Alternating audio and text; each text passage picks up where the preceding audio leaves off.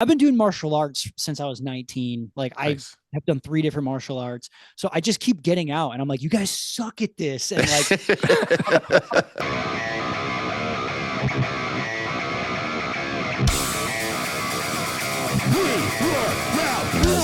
We're recording this, we just found out that Sam Rivers from Limp Bizkit passed away. Yeah. It's So, tough, man. That's like, a hard man, one. I yeah, mean, it's like Ace Frehley died the day before, and I was like, oh man, that sucks. It's such an yeah, iconic, but then and no offense to Ace Frehley and Kiss fans, but for us, I mean, new metals is such a huge thing of my life and everything, and yeah. as yours, and hearing Sam Rivers died, it was like, dude, that was tough. And it's like, he's right around our age too, so Yeah. that kind of plays into it a little bit. But it's wild because, again, bass players tend to not get talked about all that Yep. often, you know. And it's weird because, a while back I started to kind of try and flush out a kind of a series for our YouTube channel, doing some bass stuff and trying to Yep. figure out, bass riffs and stuff like that. And I did one on Rearranged, Yep. and kind of left it, on the computer. I'm like, we'll see if it, when's the time, Sure. when's the right time to put something like that out. And, still trying to flesh out the ideas. Is this stupid? Are people going to care? I think know. it's a good time right now, man. But I think now is probably the time to do that. So I'll make sure I'll get that up on the channel and I'm sure by the time this airs, it's up. So go check it out if you haven't yet. Watch me struggle through learning how to play Rearranged. But it seemed kind of like a fitting tribute, because, Absolutely. I'm sure your social media feed is just like mine right now, where it's all pictures of people and him. And, Yep. I don't have that per se. So Right. that'll be kind of my tribute to him, because he, in the grand scheme of nu metal, he was one of the guys, nu metal bass players, like if not the guy. Yeah. Agreed. There are entire songs based around his riffs, and you can tell he was the one, who he was the one that allowed Fred and Wes to do what they do. Correct. And as we'll get into later in this episode, they weren't just following root notes; they were an active part of the composition and a strong part. So it was definitely sad news, but thankful for the music that he was able to give us. So. Absolutely. And I don't know if you watched the post that Fred put out. Yeah, I watched it. Yeah. And it was kind of cool how he, I mean, honestly, there wouldn't be Limp Bizkit if it wasn't for Sam Rivers, Right. Yeah. Oh, 100%. That's pretty cool. And I mean, he was clearly the quietest member of the group. He was very reserved. And but man, when he was on stage, he was an enigma, and very, very gifted, just all around bass player. And but it's just cool to hear that story. I didn't know that, what Fred was talking about, like how he saw them and he was like, I need this guy That's in my band. And he like started it off. It was like Fred and Sam. And it's like, you would have thought it's usually like guitarist and drummer or guitarist and bass and singer, kind of start something off. But yeah, to hear it start off with a bass player, and that's pretty cool. Isn't that wild? That's wild. But when you find those people, that you connect with on a creative level, then that's exactly.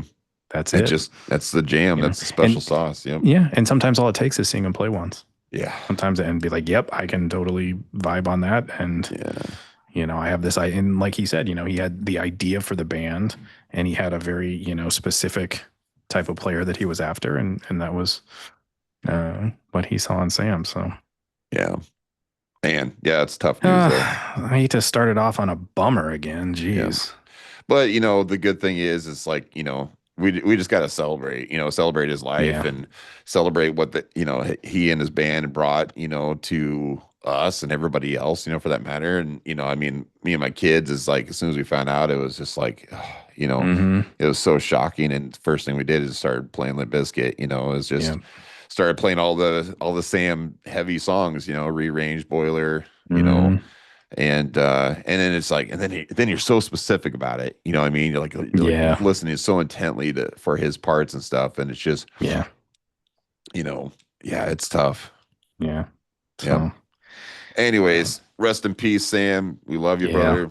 For sure. And everything you brought to this crazy thing, you know, that we call nu metal, and hopefully you're up there killing it. You know, I mean, that was kind of another fun thing that me and my boys were talking about, was just all the different, you know, if say he's up there with Joey and, you know, all these other, you know, guys, like, think about the cool, wicked freaking, you know, bands that could be putting together up there and stuff, you know, that'd be imagine him and Dimebag. That'd be wild. My gosh, that'd be wicked wild. Yeah. But anyways, on a good note though, this is kind of a fun episode though too. So we got to liven it up somehow. We got to liven it up. I think we've got just the person to do that. We got just the person. We have, we have Justin Bonitz on this episode, and if you are not familiar with Justin, you need to be, because he is quite the person. Not only is he a super nice guy, very, very down to earth and very relatable in so many different ways, but he's also one of the most creative people as well. And he's currently the front man to Tallah and also Greystone. He was on season 1 and season 2 of Music Mansion with Jared Dines. He's got a new local band that he's just kicking up and stuff, so I'm sure that we'll hear a lot more of them coming in the future. Because again, it just seems like whatever Justin touches kind of turns into gold. You know, I mean, it's good stuff. He's a very, very talented singer, also guitarist and bass player. Is most people, if you saw the Music Mansion, you'll see that he can play bass too. But yeah, it was a fun time. We got to sit down and talk with him for almost 2 hours, and it was good stuff. Yeah, we talked everything from touring to gear to creative process and all things in between. Going to jail. Well, yeah. There was that. Also, there was that. Yeah, we'll let him tell that story. But for sure. But yeah, no, be sure to tune in. It's a great episode, and we hope you all enjoy. And for sure. Till next time. We'll see you. See you. Welcome everybody to a new episode of We Were Loud Once. We have a very special guest today. Joining us today all the way from the East Coast in Massachusetts is Justin Bonitz from the amazing band Tallah. How are you, sir? I'm doing well. Thank you for asking. Good. Well, first off, thanks for taking the time out and coming and joining us today. I wanted to start right off, and I'm sorry, Dan, if I'm gonna go ahead, go right fired up, but I'm a vocalist myself, and I am just absolutely enthralled, Justin, by your vocal style and your capabilities.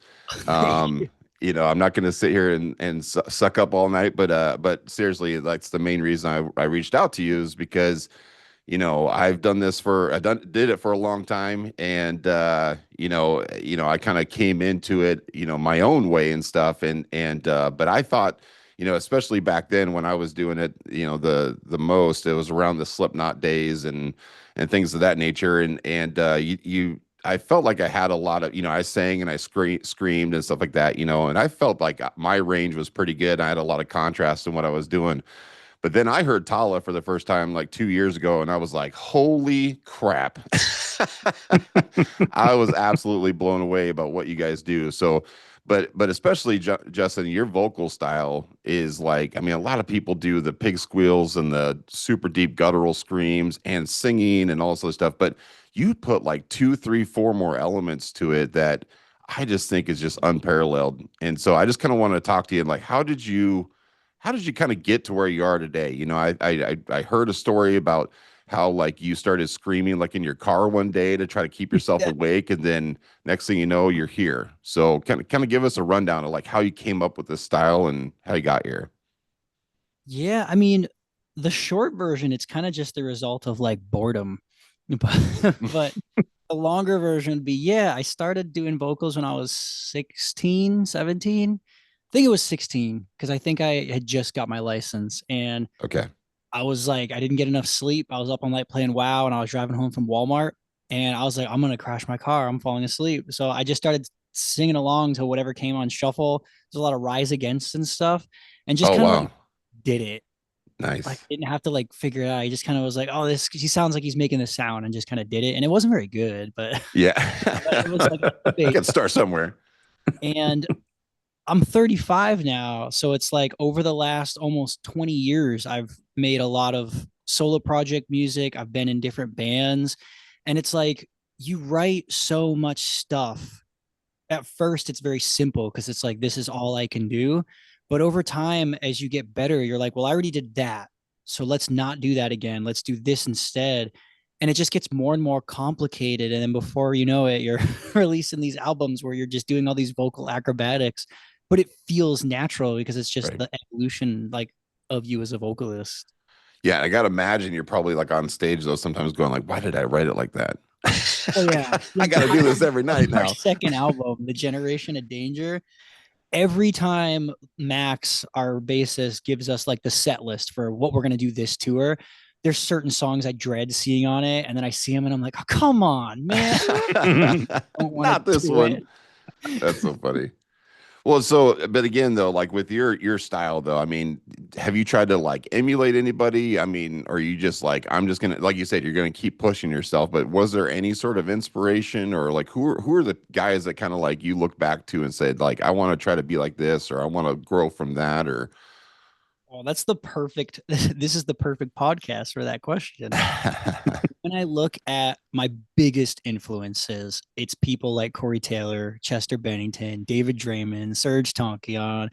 There's definitely some Maynard James Keenan in there, Jonathan Davis, like Sully Erna, all of those vocalists from the 90s and the 2000s that were just like it. A little bit of Fred Durst here and there. Nice. It was just like a lot of that was my startup, and then you fuse that with like Phil from All That Remains or Randy from Lamb of God. Like there's these more what even would you call that genre? It's not really like, I mean, All That Remains is metalcore. What would you call Lamb of God? They're not really a core. Yeah, they're just kind of, I don't know, they're just kind of metal to me, you know. Yeah, like there's some just straight up metal, you know, with the hard, I don't know. Just like groovy riffs. Yeah, there you go. There's definitely some Waylon Revis from Mushroom Head. Yes. Yep. There's Wayne Static, of course, and then there's some of the more obscure stuff. Like I can't remember the vocalist, but Spine Shank. Oh, dude, you're talking to one of their biggest fans. Yeah, it's like there was like, I think I really got into nu metal when I was like 17, 18 years old. And I just listened to all those guys, and then you fuse that with a lot of the metalcore guys and a lot of the like death metal sure stuff, like what was it, Cryptopsy and like Crisian and Nile. So it's like everything that I heard, I tried to take something from it, and certain things stuck a little more. I found myself singing more nu metal stuff versus the really heavy stuff, but it was like, I want to do that. Like I didn't like it if I couldn't do something, so I would just sit there and try to figure it out until I could do it. Right. Yeah, because you do something that, what do you call it? I've never heard it before. It's like a whistle scream or something like that. Good God. I don't know how you do that. That's insane. I can't do it anymore. Okay. It used to be like my thing. And then after I got HIV, so that causes systemic inflammation because even though like I'm on the medication for it, there's still some degree of virus floating around. So your body's perpetually fighting it off. Your immune response is inflammation. So my vocal cords are actually constantly inflamed. So they're too big to hit the whistles anymore. Oh, wow. One time it was the 3 headliner shows we just did back in September to celebrate the album release. It was the second show. I just went for it because I was like, dude, like who cares if I can't do it? At least I'll try.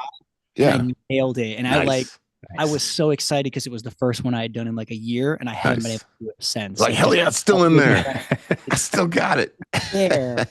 But that is hard. That is probably the most difficult technique that I can think of. Yeah, I can't, like I said, maybe there's other people who do. I've never heard it before, and so kudos to you. At least, a lot of Japanese. Oh, Japanese do. Okay, there you go. And called Silent Difference.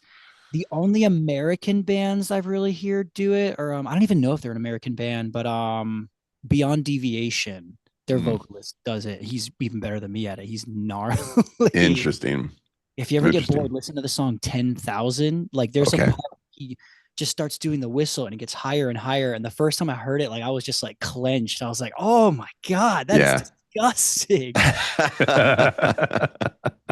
That's awesome. But you also have a wide range of background as just being a musician though. So you play guitar, and obviously I saw you playing bass on the Music Mansion series and stuff as well. So like what other like what all can you play? You play drums and stuff too, or just Yeah, there's one video of me playing drums. If you look up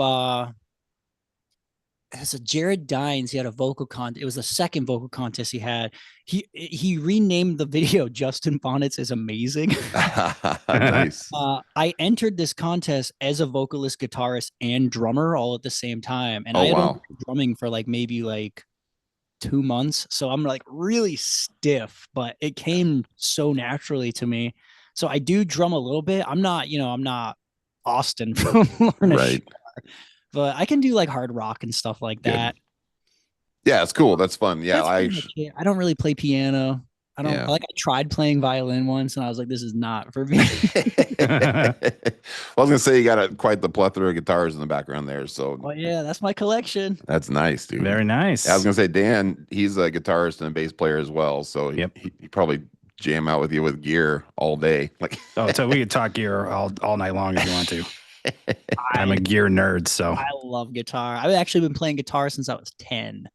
And I started plateauing when I was like 17, 18 years old, because that's when I really picked up vocals. And I kind of was like, well, I don't really need to like improve that much because I can already play all the things I want to play. And then last year I just got the itch and I have just been grinding out guitar, and I've loved how much I improved. I think it's because I joined this local band. We're called Enough of Me, and I play lead guitar in that band, and I also do side vocals. And I was like, I don't want to like embarrass myself because everybody expects me, like they know me for my vocals. I was like, well, if I'm playing guitar, I can't be like mediocre. I need to be good. Yeah, that's awesome. So what kind of style is that Enough of Me then? That's nu metal as well. Is it nice, dude? A little more on the Linkin Park side of things. Okay. Where it's like a little bit softer. It's not like crazy Slipknot stuff, but it's we got a rapper vocalist who also sings, and then I do like the big chestery choruses with the screamy breakdowns. Nice, dude. And very cool. Our work is like almost like if you took hard rock, mixed it with like Kill Switch Engage, and then mix that with like Midwest emo. It's really interesting. Like I play either play a Telecaster or a Stratocaster. I switch it up every night, and then I'm playing it through a quad Cortex into a power amp and then into a 4x10 bass cab, just because. Interesting. Okay. Evidently. Sure. Holy smokes. Yeah, but that's kind of the thing of the nu metal sound though, is just to mix things that you never really did, but nobody's ever done before. Like I remember like Wes from Limp Bizkit, he was like drilling out his guitar and putting in bass strings and doing all sorts of wild stuff, and Mike, before Dan, another band I was in, he did the same thing. He was drilling out stuff, putting different pickups in and all sorts of stuff just to get that super crunch sound. And it was crazy. That's what you got to do. So kudos to you for like still hammering that in, especially today. I mean, with technology, it's so easy just to throw filters on and do this and do that with the computer. And you're like, no, I'm going old school. I just want to be weird. Nu metal is definitely my favorite genre of music because you can just do whatever you want. And people are like, yeah, it's nu metal. Other genres, like I really like progressive deathcore as well, but it's like, it has a very specific sound, whereas the new bands, they all sound so different from each other because they're just doing whatever they want, and it's just right. Exactly, freedom there. Exactly, the freedom is just insane, and that's what's so fun about it. Is like we grew up in it as well. We're a little bit older than you. What are you, Dan? 45, 46? I'm 47. Sure, one generation up. Yeah, just one generation up. We're not a bunch of old men yet, but we're getting there. But yeah, I mean, just like growing up in that and stuff, like we were probably early or late teens, early 20s and stuff when nu metal was really coming out, and it just seemed like freaking you turn on the radio and it's just a new band like every day, just like boom, boom. Here's Mushroom Head. Here's whatever, Spine Shank. Here's this. I was like, just keep it coming. You just got so used to it, but they all sounded different, and it was just so much fun, man. It was a blast. So. And again, coming back to Tallah, it's so cool to see you guys like taking that element and you know, having the turntables and having, you know, I mean, it's, you can definitely tell your grassroots is like, we're taking the new metal structure, but we're going to progress from it. And this is, you know, I just got to say this one bit, because like I've been like, you know, ever since I reached out to you, like it's been like a month or so ago now, but I just wanted to say this one thing this entire time is like, and I tell all of my friends this, and everybody I've ever introduced Tallah to, is I say, you know, there was obviously an absolute pause from like when new metal kind of teared off, and then it's had a resurgence over the last, you know, couple years or whatever. But during that pause, it feels like Tallah is the one band that said, we filled in that gap, and this is where new metal or NUCORE, whatever you want to call it, this is where it would be if it would have progressed all the way along. And so it's like it didn't stop at like 2007, and then here we are. It's like Tallah was like, no, here's 20 years in progress. This is where it should be today. And it's like, holy shit. It's weird when you put it that way too, because it's like, you're right. It was like 2007 or so. All the new metal bands that were like the big ones, they kind of just kept touring their same music. Yeah. Slipknot and Korn kept putting out music. Correct. But it still feels like it's that older, like their music didn't progress. They're like, this was our sound, we established it, and we're going to keep doing it because we're good at it. You really didn't notice that next wave until I think like maybe 2016, 2017, Fire from the Gods. They kind of had that new metal vibe on that album Narrative. And that was the first time I really heard that resurgence come back. Right.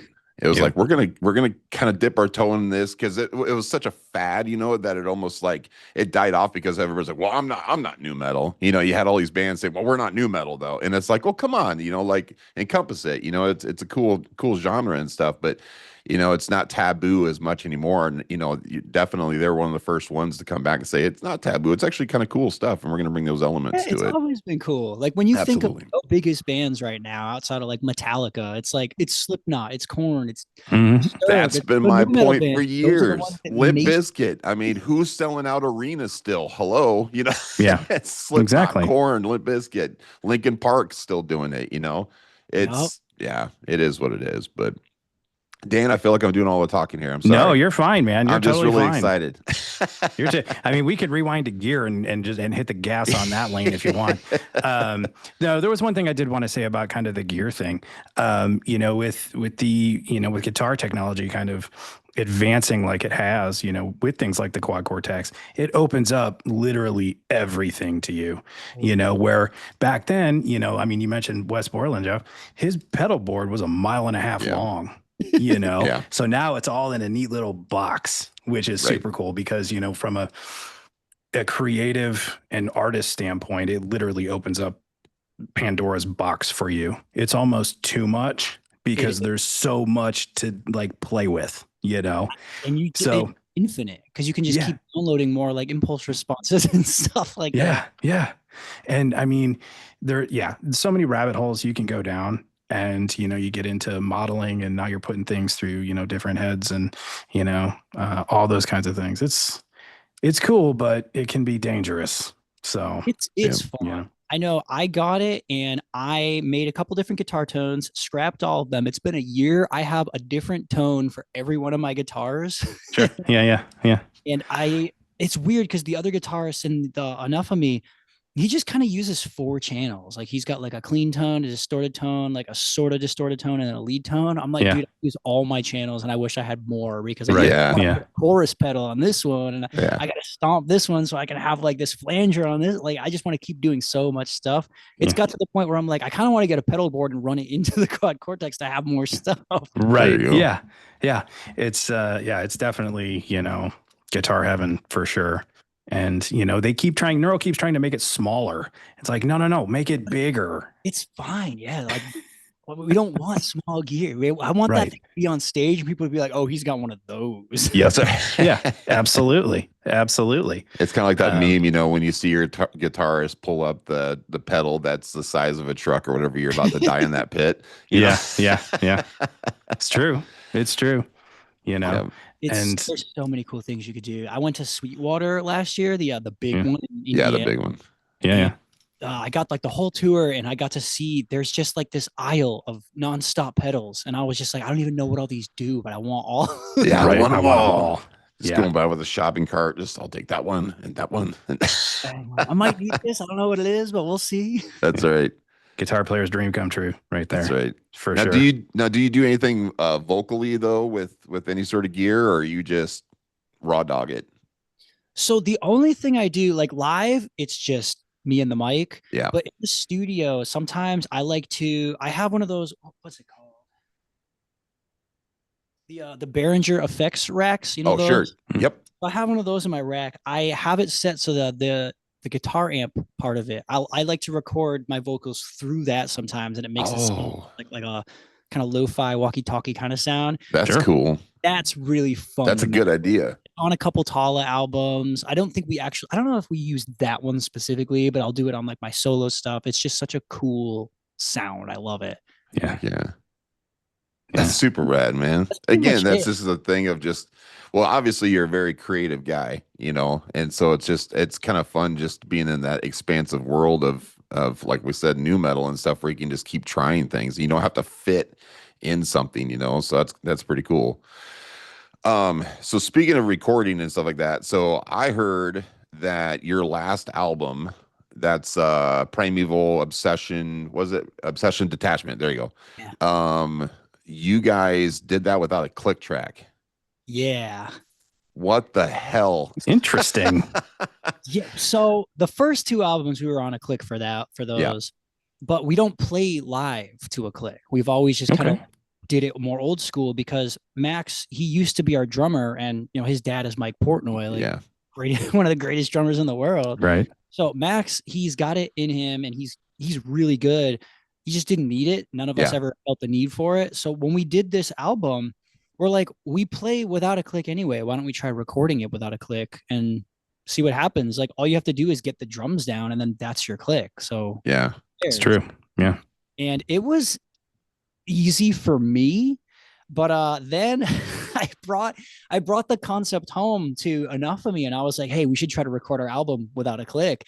And now I understand for the producer how much that is. I'm like, wow, like I have to find all the reverbs by the millisecond. You can't just set it to 1.4 or 1.8. Yeah. Like that's tricky. They're like, if the drummer like swung the tempo a little bit and like you didn't see that coming, well, now you got to redo the whole take because you forgot that part slows down a little bit. And it's like definitely tricky to do it from that perspective. But as a vocalist, I was like, oh yeah, give me the instrumental. I'll practice it for 3 months, and then I already know what it's going to sound like. I know what I'm going to do, so I don't have to worry about anything. Exactly. Yeah, that's how it always was with me too. It's just like it didn't really matter if I had a click or not. You know, as a vocalist, you don't really care. But yeah, I know the production side, you know, when we were putting together our record and stuff, it was like, yeah, you have to have that click, you know, if you're putting your triggers in and whatever else, you know, it's like just to line everything up right and everything. When I heard you guys did it, like here we are in 2000, let's see, you probably did that one 23, 24 when you actually recorded 24, 25? Yeah, 24 last year. 24, yeah. And I'm just like, here we are. Finished it around this time last year. Right. That's awesome. And but just like, you know, it's like that's the one thing you guys decide, no, we're not going to do. I'm like, that's so freaking rad that you guys just toughed it out like that and did it without a click track. Like it seems like it's such a standard thing that you just don't even think about. You just do that, you know. And but it's cool. Challenge. Yeah, I bet. And that's the thing, and that's like something that Dan and I talk about. I'm currently not in a band anymore. Dan is, and he talks about how, you know, playing with in-ears and click tracks and all this other stuff live now is just the norm. And back when we were doing it together, it was not, you know. And again, you just went up on stage, you threw some mics in front of your, you know, cabs and your drums and stuff, and you just had at it, you know. And it's like the sound always sucked, you know, from like, you know, just like monitors and stuff. Like, hey, sound guy, can you put the beer down? No, never mind, whatever, here we go, you know. And it was just like you just went after it, you know. And it's cool to hear like you know, here we are, you're still doing that without the click track, you know. So I would imagine you have in-ears and stuff though, don't you? Or we just started using them last year. Yeah. And it's been hard for me because we bought the unit and I'm used to earplugs. My other band uses earplugs. So all of a sudden, like being able to hear myself, I'm like, I feel like I'm worse as a vocalist now because I'm distracted. It feels like I'm in the studio. Yeah. I don't like how I can't hear the crowd response as well. So we were at the last show of our headline thing. I I had my in-ears in and we had a guest vocalist come up and his mic was just so freaking loud. So I just took him out and I was just like, I'm just gonna put my earplugs in for the rest of the set. Oh yeah. So I can see why as a guitarist and as a drummer, you'd want to use in-ears. But as a vocalist, I do honestly prefer earplugs, but I do also feel obligated to use the in-ears because the unit was so expensive. And yeah, it's ridiculous. And yep. It is kind of night and day, you know, when we switched, this is probably going 5, 6, maybe 7 years ago, we switched to them. It was a hard adjustment, you know, weird. As a guitar player and a bass player, you know, you're used to standing in front of your speakers and hearing it and feeling it. And now it's all here. And if something got, you know, no room is the same. So each room is going to be a different mix. And if something got weird with your mix, you're stuck with it for the show. That's, you know. It's happened so many times. Oh, yeah. I just didn't understand. I was like, okay, but like my mic is the same. Why is my voice different every single time? Right. I was like, so loud. And then sometimes like Derrick does the backing vocals and he'll be extremely loud. And then I get off pitch because I'm like starting to hug his harmonies instead of singing like my lead part. I'm just like, dude, I don't like this. Yeah, sure. Yeah. But I don't know. I typically when we're sound checking, even though if I almost just use my in-ears more as glorified earplugs. Like I even took the tips off and just bought earplug tips to put on. So I'm like, okay, there you go. Plugs, but I can hear a little bit better. I still have the sound guy set up the monitor because I'm like, well, what happens if like the unit goes out? Now I can't hear myself at all. Like I need feel safe there. I need some guitar in the monitor. Like I need to be able to hear the band still. I don't know technology. Yeah. And it's one more thing to worry about too. You know, it's the more things you have, the more things that can break or the more things that can go wrong. So that's the other kind of, you know, gut fear that I have going into a big show, you know, or whatever. It's like, well, I hope that it works, you know. But yeah, it was an adjustment for sure. Yeah, I would rather, like with the technology we have today, I would rather them make earplugs where you can just hear everything perfectly without losing your hearing. Yeah. I don't want the in-ears. I just want to be able to hear what it sounds like, but without the hearing damage. That's a good, that's a good idea, but there's not enough money. Earplugs, but they make my ears itch and they always just fall out. Yeah. That's what the other annoying thing about it. So like I said, I kind of use my in-ears as glorified earplugs because I'm like, well, at least it wraps around my ear and goes in. Yeah. Like, half the time I just want to unplug it and just be like, okay, now my earplugs will stay in. Right. Yeah. Yeah. Well, it looks like they're there, you know? Yeah, exactly. And kudos to you for trying to save your ears too, because that's the one thing I wish I would have done back in the day, because it was just, you know, because I couldn't, it was really hard for me to sing with the earplugs in. I tried and I was like, I just can't do this, you know? So there's so many nights. It was just like, I get done. It was just just like, I can't hear anything. I can't talk right now because my voice is destroyed. Yep. Because all growing up, I never used earplugs. Every band practice, never had anything. We were also never that loud. Like we had like line 6 combo amps. Oh, sure. Sure, yeah. But 2018, when I joined Tallah, our very first show, we had 3 guitarists and we like blew out a monitor and it was a tiny venue and my ears were ringing for like 3 days. And then it stopped. I was like, I got tinnitus from that show. And I started caring after that. No I more. need my ears to mix. I'm like, if I can't hear certain frequencies in the mix, then it's going to sound bad because I won't hear if it's a problem or not. Correct. Yep. That's funny. Yeah, we actually, Dan and I, we blew out it wasn't a monitor, we blew out a speaker underneath the stage I can't remember the name of that venue in Omaha that one night. Remember it started on fire? Everybody's like, fire. Yeah. We're like, they think we're fire. That's cool. Like, no, there's an actual fire. It's literally on fire. Yeah. I don't remember what that was called, actually. The Asylum. That's it. The Asylum, yeah. It was a rad show. It was fun. There was a dude with a shopping cart out front. Venue called the Asylum, but I don't think it was because we haven't played Omaha. I don't think. Yeah. This would have been years back, so I don't think Asylum hasn't been around for a minute. Okay, it's at Jimmy John's now. Yeah. Is it? There you go. Well suited. Everything's at Jimmy John's now. Everything's at Jimmy John's. That's right. That's right. So I got a question though. So you're talking about Max earlier. I got to ask the question. So obviously, like you said, Max, he comes from the DNA of Mike Portnoy. Max is a solid drummer. He switched to bass. Yeah. And I got to say, holy crap, he's an amazing bassist as well. And it's like, Like what was that adjustment like for you guys? Like first off, I mean, like where did that come from? He's just like, I'm just done playing drums. I just want to play bass, or That's actually a really cool story. okay. So in 2021, he started drumming for Code Orange.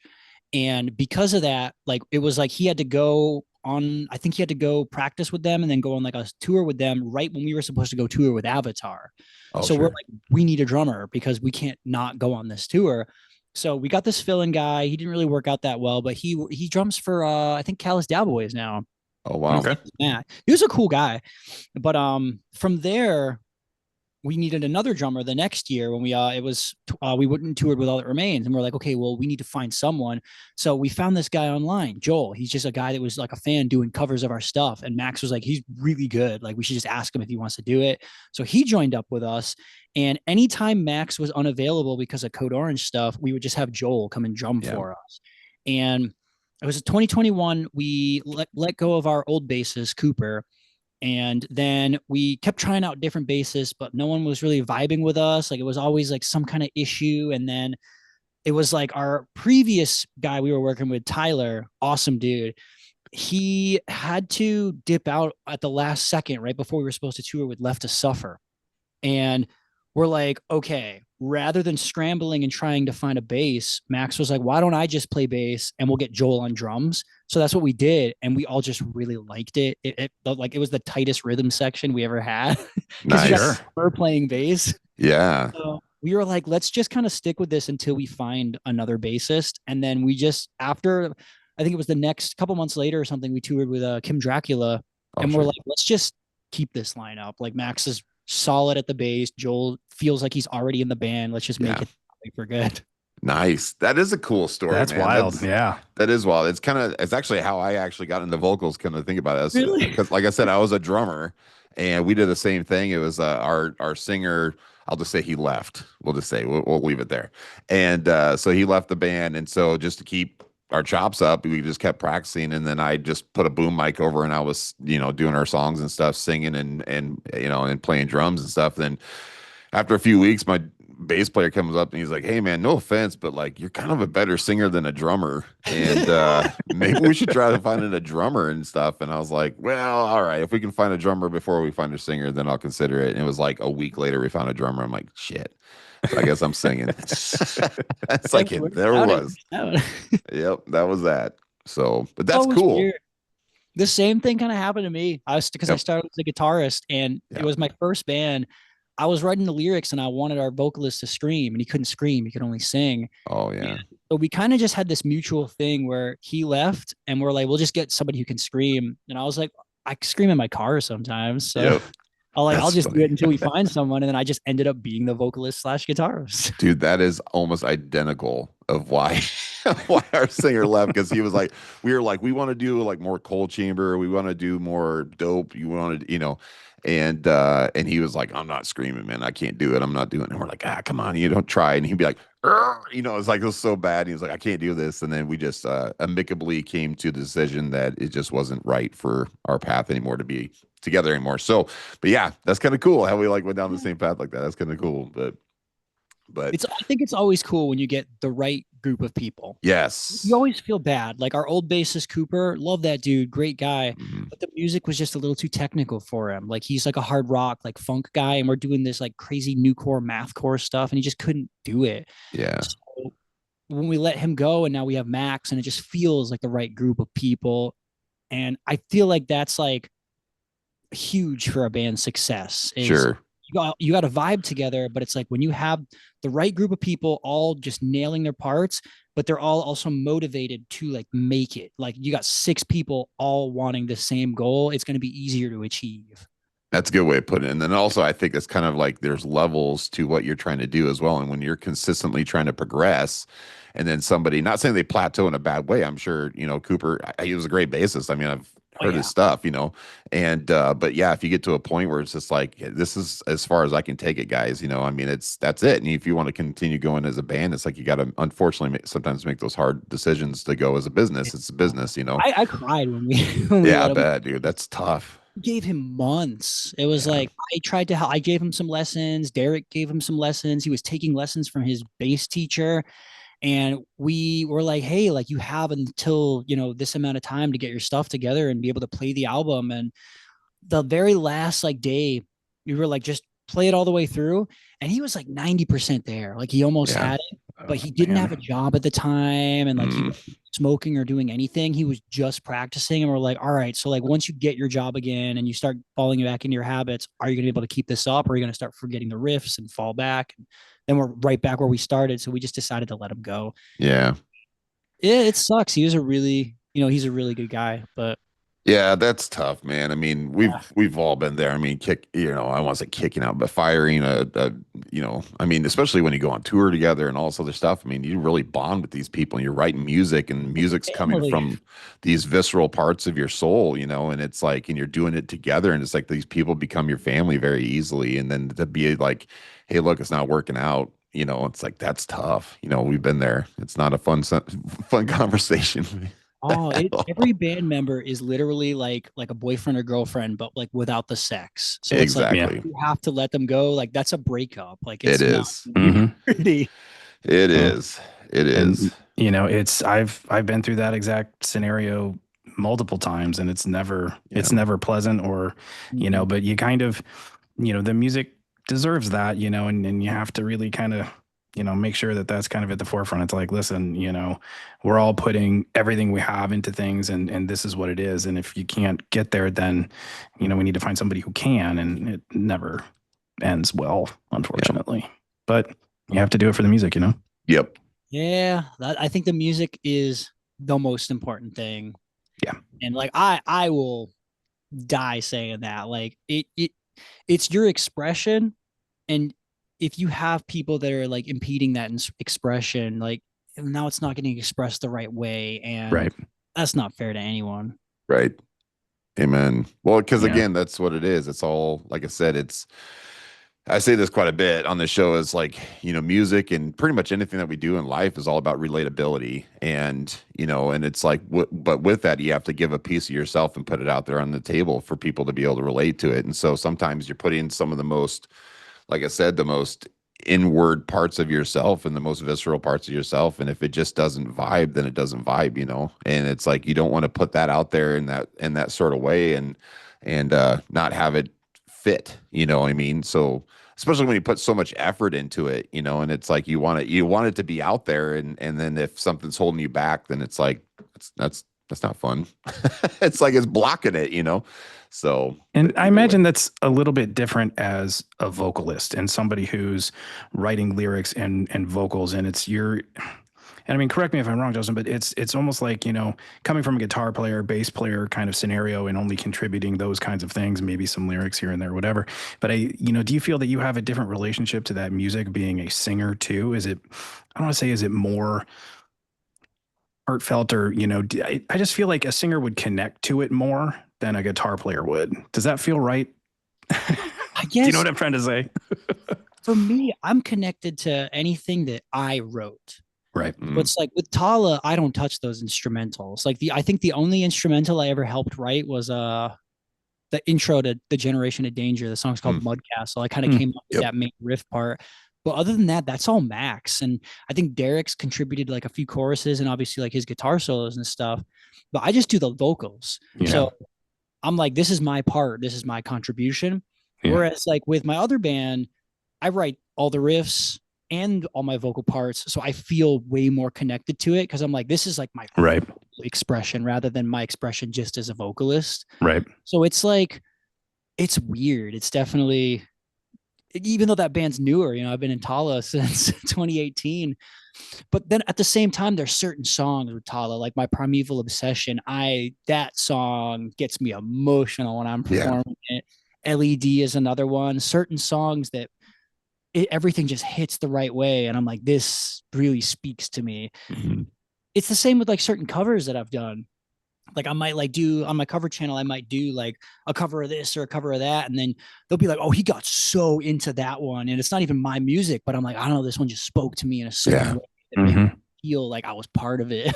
Yeah. Well, again, I think it comes back to relatability, somewhere, whether it's just, sometimes it's just, I heard this when I was 15 years old and And I remember riding with my brother that day and da da da da da or something like that, and it just hit me. You know, whether it's a memory or whether it's, you know, the lyrics hit you, or whether it's this guy sounds like my dad when he sings or whatever. You know, it's just, it's that relatability, and those songs speak to people in a different way, and it's pretty cool. And that's, you know, as a vocalist myself, you know, like that was one of my favorite things, was having people come up to me and say, man, what you said in this song, man, it changed my life, you know, or this saved me, you know, and stuff like that. And I was like, man, and then because and I'm sure you think of the same way, Justin. It's like, you know, as a fan, it's like, I don't know what was put into the song, but I know what I get from it when I feel from it. So thank you. But as the actual singer and the lyricist and the vocalist, and you're writing down all the lyrics and stuff, it's like, man, I was laying in bed that one night writing this stuff down.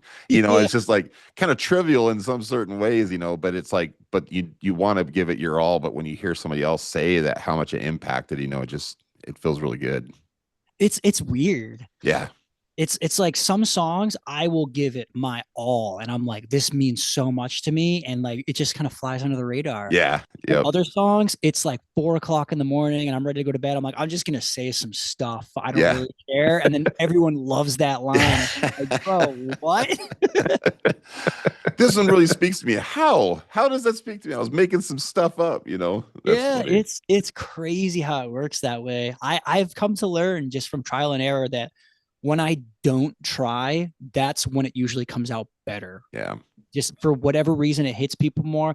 Maybe it's just like the things that matter to me don't matter as much to other people. Sure. Whereas the things that I'm like, oh, this is just bullshit. This is just like some funny, goofy stuff. Right. But it's more to other people because maybe they can just relate to that better. Like you were saying, it's just it's a conundrum. Yes, it sure is. So speaking of songs, if you don't mind, I'd like to kind of go into a couple of the songs and stuff, like on pure album, or on each album, because, and I'm just going to kind of rate based on, or not rate, I should say, but like, I just want to talk about a couple specific ones that I absolutely love. Obviously, and I think, you know, with your guys' first album, you know, Overconfidence, I feel was probably kind of like the big one off of that album. Sure. And, you know, it's got a ton of views. It's been downloaded a ton of times and everything. And I think that when I bring that up, I think that's the song that most people know you guys for and stuff. That was the introduction for me as well. So it holds a special place in my heart for Tallah as well. But like the video and everything that you guys put into that and stuff, you know, I feel like you guys went over the top in just the right element. So the song was pushed over, the music video was pushed over, and it's just like, and he just hung it right there. And it's like, it's such a great song. And I absolutely love it. Thank you. So you're welcome. And so like one thing that I wanted to ask particularly about this song, and it's something that we do quite a bit on this show or whatever, is we talk about like, what's the question I say, Dan? I forget. I'm sorry. It's where does it take you? Where does this take you? There you go. That's how I say it. Freaking way. That is the most important thing in music that my late uncle taught me. Nice. I was like 18 years old and I was showing him some of the stuff I was writing, and he just goes, "It's good, but like, where are you trying to take me?" Boof. And he's like, yeah, boom. It just stuck with me. So I'm so happy you just said that. Awesome. So where does that song take you? Me personally? Yeah. I love that song. First off, is one of my favorite songs. I think I'm one of the few people that, like, when you have a song is successful, you know how people just get sick of it? Yes. I never get sick of playing that song because the chorus is a challenge for me. Right. That high note every single day. I'm like, I don't know if I can do it tonight. So I just never get sick of it. And when I just close my eyes and listen to that, I wish we made more of that. Mm-hmm. It's like it's kind of a catch-22, because if we did make more of it, then that song wouldn't be as special. Sure. But like, it very much takes me in this, like, I don't know, it's like I'm in this dark room, and at first there's just nothing. And then as the song continues, it's like more and more of these things are starting to spring up. And like, I don't know what, it's like these shapeless forms. Like you ever see what was it? Like the X-Men series with when Magneto and he like takes the metal and forms. Oh, sure. Things with the balls. Yes. So it's like that kind of thing. It's just like all taking form around me and starts to paint the scene. And then I just see like kind of the story that's taking place at that point in the concept. And I don't know, it just totally, like, every time I perform it, I'm just like not on stage anymore. I'm nice. Like in this place, and it's just so cool. Well, that's the thing. I mean, that's there's awesome. there's so many different like ingredients to that cake that you guys made on that one. You know what I mean? It's like, it's so full and there's so much contrast in that. And like I said, it wasn't like when I saw the video for the first time, that's not where I would have thought it went, but it's like, it perfectly suits that song though, you know? It's a weird video. It's a weird video for sure, you know? But what was that like shooting that video? That was fun because that was one of the first videos that we shot like for that album, because we had the No One Should Read This EP, and we had done one music video for Placenta, and then a few months later we did another music video for We the Sad, and that was pretty much it. Like I think Max and I did like a homemade thing for Cottonmouth, but like it didn't show the band. It was just kind of like almost it felt like a film project. Sure. And then I think we got signed, and then later we did a music video for Red Light, but it was like that was all EP stuff. Once we decided to make Metriphagy, this was the first music video we did, was Overconfidence. That was also the first song that we wrote when we decided to make the full album. Oh, okay. And it was so cool. I remember when Max sent it to me, I was just like, this is the best song you've written so far, dude. I'm excited to put lyrics over this. And we worked with Anthony Altamura, or Altamura, I don't know how to pronounce his last name, but it was the first time working with that guy. And he brought all this like these fancy lights and this like crazy, I think it was one of those Black Magic cameras, and we just weren't used to that. But it was like, it wasn't like a whole team. It was still just like this dude and his girlfriend. No kidding.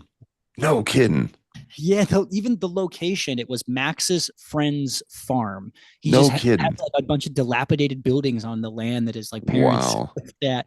So we were like, yeah, we want to just like hang a bunch of chains. And then like I had this idea to make like the bunny demon thing, and so Anthony like made that, or his girlfriend made it or whatever, and I was like, how can we make this creepier? I'm like, what if I just like take off my shirt and like I just took some like, it was like some like soot or something, I just like made a swirl on my chest and like just weird cryptic stuff, and we can just like make it just look so much weirder.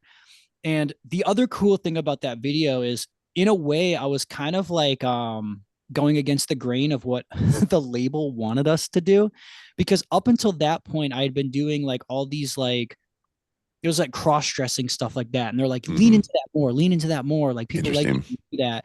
So I was like, I'm gonna show up with like a baggy black shirt, baggy jeans, and I'm just gonna hold this giant wrench the whole time, just like completely opposite of what they wanted me to do. And it ended up being like still our most popular song. It's just cool how it all worked out. Oh my gosh, it's awesome. Such a great song. It's such a great song, man. It's like it is the one that I'm like, there's two songs. I'm gonna skip a little bit here, but there's two songs that I show every time. I'm like, you guys, have you heard of Tallah? Like, no. I'm like, okay, you have to hear Overconfidence and then Augmented off your last album. Really? Like, that, dude. That song. Okay, I try not to swear too much, but that song, when it gets about halfway through, and especially when you did like that, it does like the like your vocals like go up like that. I just remember like I'm like just freaking pegged on that song, like not even blinking, and then it does that part, and I just go fuck. That part was so random too. Yep. Because the Max did that. I had done the vocal take, and Max took that like vocal line and ran it like through a bunch of weird bass pedals and guitar pedals, and like was sitting there messing with them to get it to do that. Yeah. Oh my gosh, dude. I couldn't believe that. I was like, again, I was just like, and it's just like that's the thing with all of you guys' music is just, you can't, and this is something I talk about all the time, and Dan and I have talked about this at length about like kind of how nu metal was like, what we were first talking about, Justin, is like how it was like so artistic and like you just expansive, and then it slowly kind of turned into hard rock, you know. And which some of that music's really great, don't get me wrong, you know, but it was like, that's the one thing that you guys do is like, I miss those days of going, just sitting there listening, and you go, how the hell did they do that? You know? And that's, that's the part. Cause especially as a musician, you know, you pretty much know, like you can listen to it. It's like it's like another magician watching another magician, you know, it's like, you kind of know what they're doing. They maybe did a little bit of a twist on this trick or that trick, but for the most part, it's stuff that you already know how to do. And so it's kind of rare, and it's so fun as a fellow musician to listen to your guys' stuff and go, I have no idea. It's just amazing. It's like it brings me back to being like pre-musician where you could just listen to it and enjoy it. You know what I Yeah, mean? And it's like, so that thank means a you lot. for doing that because it's you guys have some hard shit, you know. It's awesome because I mean everything is so intentional too, you know. And that's another fun thing about the new metal or new core is that it's just you know, it's not all about hook chorus or you know, like verse chorus, you know. It's Mm. not formulaic, you know, formulatic. And it's just like that's the one thing that you guys do is it's so artistic all the way through. And it's like so with that progressiveness sound, like how do you guys even do that live? Like how do you remember all those songs and stuff, you know, Oh, with that math is core and everything, you a know? lot of practice. Yeah, I bet. And it's crazy because it's mostly everyone practicing on their own because we all live in different states. Like Yeah, I was gonna Max ask and that. Yep. Alex are in Pennsylvania, but sometimes she's in Arizona with her mom. Ivan is in California. Derrick is in New Jersey. Joel is in Florida. So it's all of us just having the discipline to practice on our own. And then Yeah. when we're going to do a tour, we get together at Max's and we'll just practice for 3 days straight. And then we're Yeah. like, oh, here we go. Hopefully it worked. Yeah. Hopefully it works. Yeah, I was gonna say I was gonna ask you that too, because it's like, and I'm sorry if I'm jumping all over the place here, but like, because you guys are just about to go on tour again, right? With King 810. Yeah, And am King I saying Will that? Filth. Oh, what's that? Oh, Filth is going to be on it Filth too. is gonna be. That's right. That's right. And so I'm like, okay, so you're in Massachusetts and all these other guys in Pennsylvania and everywhere else and everything. So I'm like, how the heck do you do that where it's you're just stage ready, you know? Yeah, it's very, very I think it's a combination of everybody just having a lot of discipline to Yeah. practice what they're going to practice instead of just like flaking off and doing whatever. Mhm. And I think it's also just good musicians. Like Sure. all of us have some degree of like training.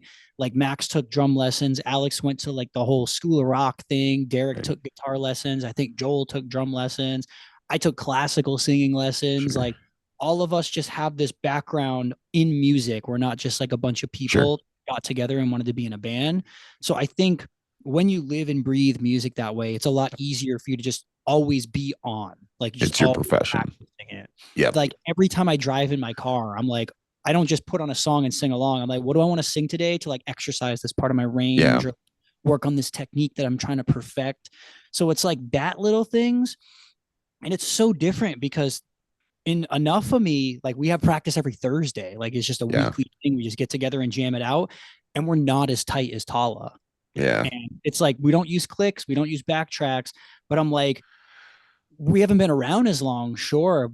But it's also like the what's the word? Like not the capability, but like just like the musicianship in general.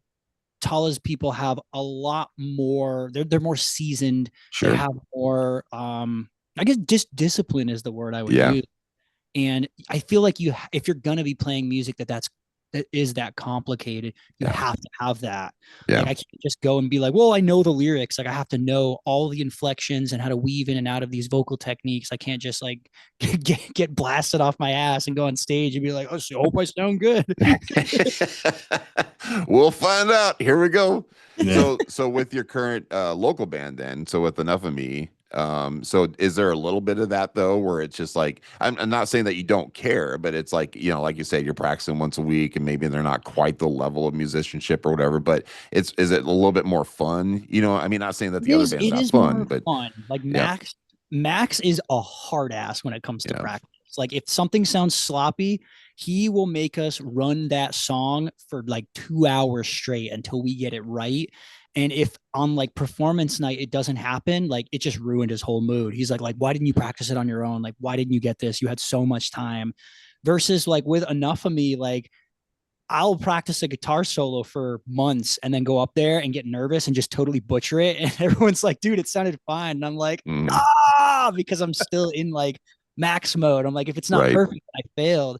So right. it's way more carefree and Enough of Me. But also, I think everyone in that band, except for me, is self taught. Like the Oh drummer, wow, the lead vocalist, the other guitarist, the bassist, they're all just self taught musicians. Whereas I have all this training. So I think I just have like I'm not saying I'm better than them, but I'm saying sure, I think I sure, just have like a standard that's a lot higher than yeah, everybody else's because I'm used to being in Tallah and because I'm used to it has to be done this way. You have to have like the efficient picking technique and efficient vocal techniques and stuff like that. Right. So with this Enough of Me band, so did they reach out to you, or is that something that you guys all just collectively kind of created together, or how did that start up? Yeah, that's a fun story too. So two of the members have been my friends since preschool. Oh, nice. Cool. Way back. Not a lot of people can say they've been friends with somebody since they were like kidding. 5 years old. But it was me and the vocalist. His name is Dave. We kind of started making music together in like 2010 or something. Oh, right. And he would just come over and at first he just wanted to be a rapper and I was just going to be his producer. I had nothing to do with it. And then over time, he's like, I kind of want to have like a girl sing this part, but we didn't know any girls that could sing. Right. And he's like, well, you kind of have a high voice. Why don't you just sing it? And I was like, okay. And then that eventually turned into, let's not do a rap thing. Let's do like a Linkin Park thing. And then he joined the military. So the project went on hold for like 5 years. And then 2021 or 2020, he comes out and we started making music together again. We like banged out like probably like 6 or 7 songs in like a week or something. Bad. And we were like, yo, how do you feel about like turning this into a band? So I reached out to our drummer, who was the other person I've been friends with since preschool. We got him. And then Dave was like, I know, this other childhood friend that could be our bassist. And then we just needed another guitarist. And originally we were going to do like a double vocal thing, but I was like, oh, dude, I'll just play guitar. Like, we'll just get a rhythm guitarist. And I reached out to this one guy that I knew from Hapkido, which is like a martial art. And he had just moved to Pennsylvania. And he's like, but reach out to this other guy. So that's how we found our other guitarist, Chris. And then the band actually broke up after like, I want to say 7 months or something. 6 or 7 months. Me and the vocalist got in a huge fight. Yeesh. And then after I got HIV, I reached out to him because, he'd been my friend since preschool. And I was like, hey, dude, like, water under the bridge. Like, I don't really care about that stuff anymore. Like, this happened.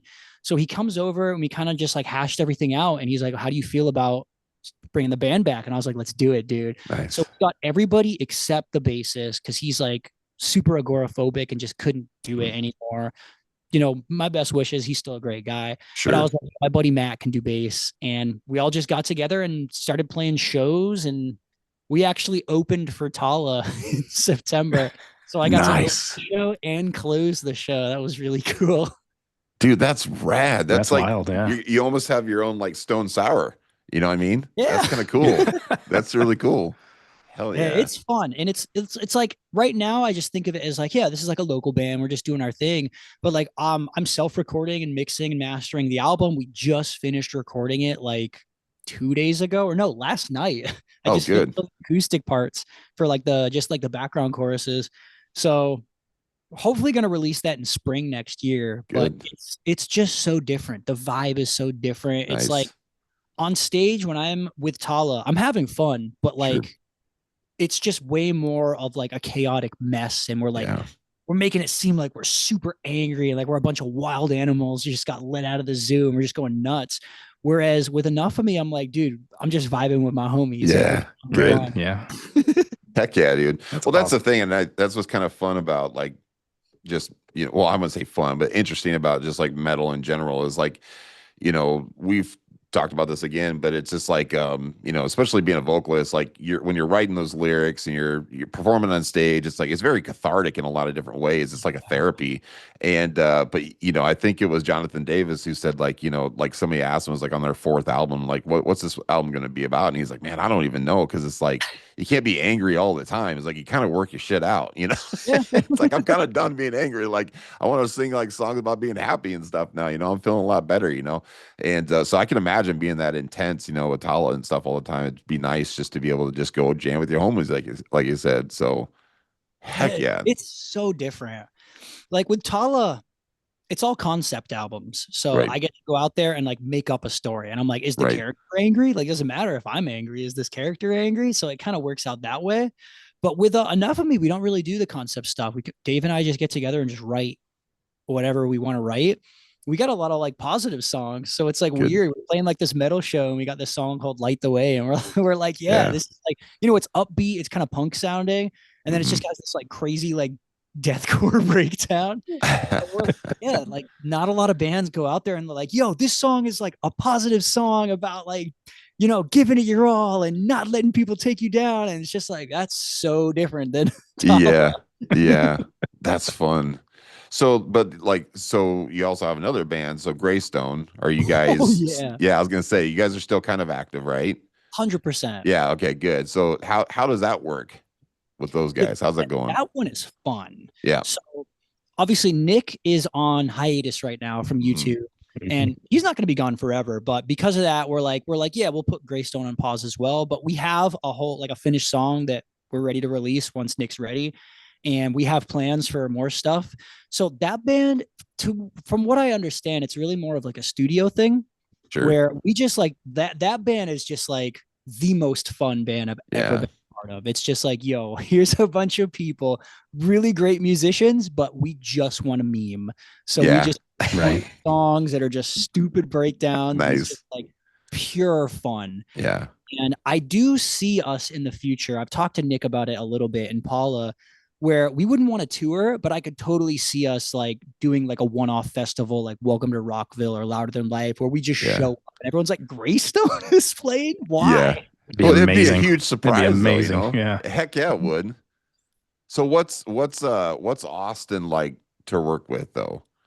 Oh my gosh. Austin is probably the funniest person I've ever. I was gonna say, dude, I've been watching videos of that guy forever and he's so funny. He's so funny, but he's also such a sweetheart. Like the dude sounds like a bear and acts like a teddy bear. Yeah, nice. But he's extremely easy to work with. Like we have the double vocalist thing going on. So it's usually like Austin will come up with like a bunch of stuff and be like, yeah, Justin, like I left you a couple spots where you can do some stuff. And I'm like, okay, I'll do whatever I want, but can I back you right here? And he's like, I would love for you to do that. Hell yeah. We constantly challenge each other to do crazier stuff with our voice. Like there's parts where I was just like, Austin, I don't know what the heck sound you just did, but like, I want to learn how to do that. That's cool. And then he'll be like, dude, the freaking gutturals you did in that pig song. Like, I don't know how you did that. Like, teach me how to do it. And we just keep like, it's not even like a rivalry where it's like we try to one up each other. It's literally like, yo, teach me how to do that so we can do it together. Well, right. Yeah. Cause it's like, you know, what they say, you know, being around other successful people and stuff, it helps you rise, you know, as well. And so that's kind of cool. Cause he's a damn good vocalist, man. I mean, his screams are just like insane. So he is, in my opinion, one of the most underrated. I don't maybe underrated isn't the right word. Maybe unknown is better. Unknown. Yeah. Like everybody talks about like Will Ramos and CJ McCreery and Alex Terrible. And those guys are fantastic. Don't get me wrong. But I'm like, dude, Austin can do all of that and more. Like, pay attention to this guy. Right. Yeah, that's rad though. But that had been a lot of fun though. And again, I'm kind of bouncing all over the place. I apologize. But like, so that show though, you know, with Music Mansion and stuff, you know, I mean, it put you in front of people that you probably knew, you know, a little bit here and there or whatever, you know, but it's not necessarily something that all of you guys like, you know what, the five of us should get together and form a band. But here you are, you know, like how often does that happen? Never, right? It's not like you just meet up in a room with five people and just be like, here we go, you know, and then it sticks and it works. And so that's really cool that you guys kind of caught that lightning in a bottle, you know? Yeah, that's all thanks to Jared too, because season 1, the teams were not random. So he literally was like, I put you and Austin in the same band because I wanted to see what you would do together. Yeah, that's cool. Like, and I threw Nick and Paula in there because you guys are heavy boys and they also are heavy people. And then he's like, and I've been in bands with Damien, so he's like a beat down drummer. I know he'll bring it. It was the perfect like power group of people to make Greystone what it is. Yeah, that's so cool. That's wild. We all just vibed immediately. Like we got in that room together and it was like we had all been in a band together for years. It's just let's do this. And then Austin's over there like wizard, like writing the lyrics immediately. The song's not even done yet. And like I'm a vocalist, but I'll play bass. Yeah. Trying to figure out and like they're so patient too. Like I'm not used to those the bassist have enough of me calls them like Guitar Hero riffs where it's just like 1 2 3 0 1 2 3 over and over. I'm used to chords and leads and melodies, so all of a sudden I have to play these like drop B riffs that I can barely hear. And Nick was so patient. I'm like, dude, I don't understand what you're playing, and he's just like showing me how to do it. And all of a sudden I'm on stage in front of all these people I idolize, like Jared and like Bana and all these different people. And I'm like, Anthony Vincent. And I'm like, I'm playing an instrument that I've never played live in front of all these famous people. I am so nervous. Oh man, that had to been crazy. So like how much bass time had you had before that though? I had never played bass live before. Live, okay. I've never taken bass lessons. My bass extent is basically I'm a guitarist who, when I'm making solo stuff, I record bass so I have low end. That's interesting. All I know about the bass. Interesting. So Dan, you kind of like pretty much how I got into it too. Say, yeah, it's almost identical. Are we all related somehow? Yeah. Like it's weird. Yeah, yeah. You know, Buddy's band. You know, they were after a bass player who played it like a guitar, and I'm like, well, I can play guitar, so there you go. 1 + 1 = 2, I guess, and that was 20 years ago. So, but yeah, you know. A weird instrument. Like when I was like season 2 of Musician Mansion, I was playing that bass nonstop. And I got home and picked up my guitar and I was like, the strings are so small. Yeah, right. Yeah. I'm gonna break these things. And then I play guitar for months and I pick up a bass and I'm just like, these strings are way too big. I don't know how to play this. Like I gotta press so hard. Right. Yeah. It's a different feeling for sure. It's wild, you know, and only recently, maybe the last couple of years or so, I've gone back and actually started to, you know, kind of learn how to play the instrument, you know, instead of playing it like a guitar, because, you know, as that band kind of, you know, developed and kind of grew and the music kind of, you know, matured a little bit, you know, I felt like it kind of needed more. And I'm like, well, I'm going to have to figure out how to do all of those things before I can go produce them. So, but it was interesting the more I got into it too. And I mean, that's a thrash metal band. So, you know, there's not a whole lot of deviating, but, you know, I was able to do it when it was needed. So that kind of helped. But yeah, bass is it's a special instrument. I think it's an underrated instrument. Absolutely. It's like I think most people just follow the root note and play. Sure. You know, pick the guitar. That's what I was doing too. And then if after a while, I know with my solo stuff, I started going like, well, like, how can I make this sound more interesting? And like, I can't slap. I can't do any of that crazy stuff. Yeah, me neither. I just start trying to write grooves as if I were a bassist rather than a guitarist. And it totally changes the vibe of the music. And it's wild. I remember watching this video with Victor Wooten, and he was like, I'm going to play a riff that makes it sound like you're playing out of key. And I was like, this is crazy. Like he just kept changing it. And the guitarist is playing the same thing every time. And it sounds different because the bassist keeps changing the way it feels. And it just blew my mind. Yeah. It's almost subconscious, you know, the way that the bass can move a song or move a part, you know, because it's happening underneath and you don't necessarily, you know, hear it, you know, per se, but you feel it, you know, it's there. And yeah, like you said, it can do a lot of different things, but when it's gone, you notice something's missing. Oh yeah. Big time. It's very awkward once it's gone. Yep. And that can be, you know, used for kind of, you know, dramatic effect too. And when it comes back in, you know, that context, it makes it more powerful and impactful and all those kinds of things. But yeah, it's a fascinating instrument. And I guess I didn't really come to that kind of conclusion until, you know, the last couple of years or so, which was wild because I've been doing it for so long. It's, you know, Tallah played a show. It was last year on Summer Slaughter, and I can't remember what happened to Max's bass, but we couldn't get bass. It just wasn't. I think maybe the input jack or something was messed up. Sure. So he just puts the bass down and grabs another guitar, and we just had 3 guitars for the rest of the set. And people came up to us and were like, "You guys, that's the best you've ever sounded. You sounded so good." And I'm like, "We didn't have bass," and they're like, I just thought that was your thing." That was your thing. It just brought me back to Injustice for All. It was like, yeah.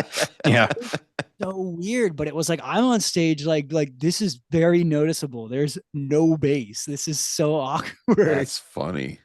Yeah, but you're right though. I mean, because like if you think about it, I mean, obviously, you know, the musician, you know, you'll have 2 bass players, and even if they play similar, it's going to sound different, you know, because they just play it a little bit different. But if you do that with like a drummer, a couple different drummers, it can kind of change the sound a little bit. Same with guitar stuff. But like I mean, certain bands, I don't think they would be what they are if it wasn't for that bassist. Like if you look at Mudvayne, for example, like Ryan Martini, you know, great band. Mudvayne's amazing, you know, but it's like Ryan, I think, kind of puts that different elevation to that music just based on what he can do, and then same with like Fieldy from Korn. It's like, again, Korn, iconic. Korn's always gonna be Korn, but who else sounds like Fieldy?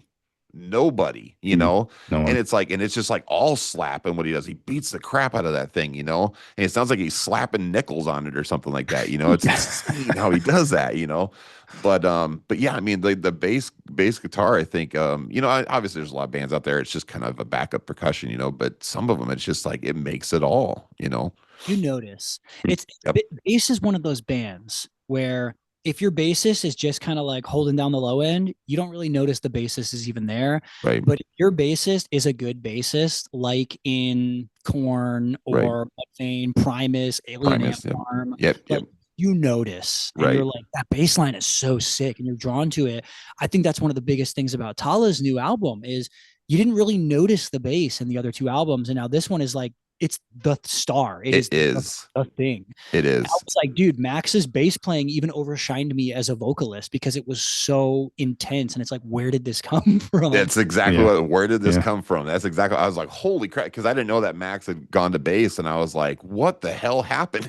Dude, he got so good so fast. I have never seen someone get that skilled at an instrument so quickly. It was like, 3 years ago, dude, he could write riffs, and that's pretty much it. He could play power chords and write riffs.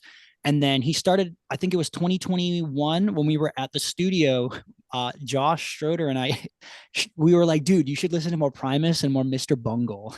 Nice. And so Max gets into those bands and starts playing the bass more. And then all of a sudden it's 2023 and we're like, oh, he can play bass. And then all of a sudden 2024 and we're like, dude, you're cracked at the bass.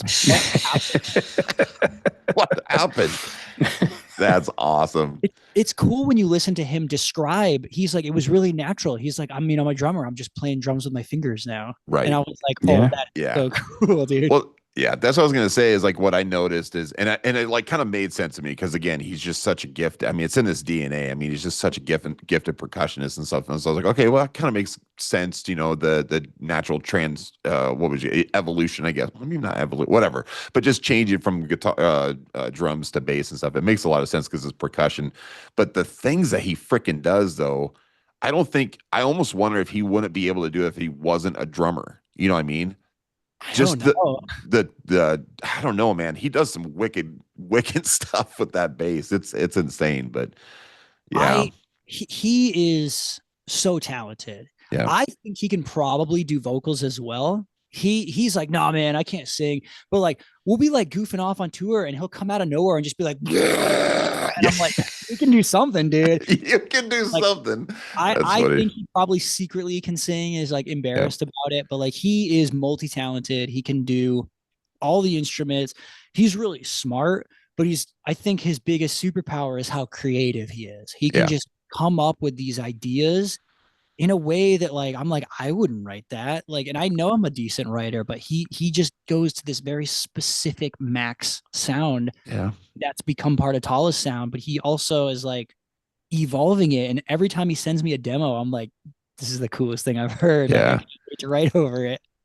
Yeah, that's super cool. And then just being like, from the outside perspective of all that, as well. I mean, obviously you're living it, but like for us and stuff, it's like, just seeing, obviously Mike, with Dream Theater, who is one of the most, incredible bands to ever exist.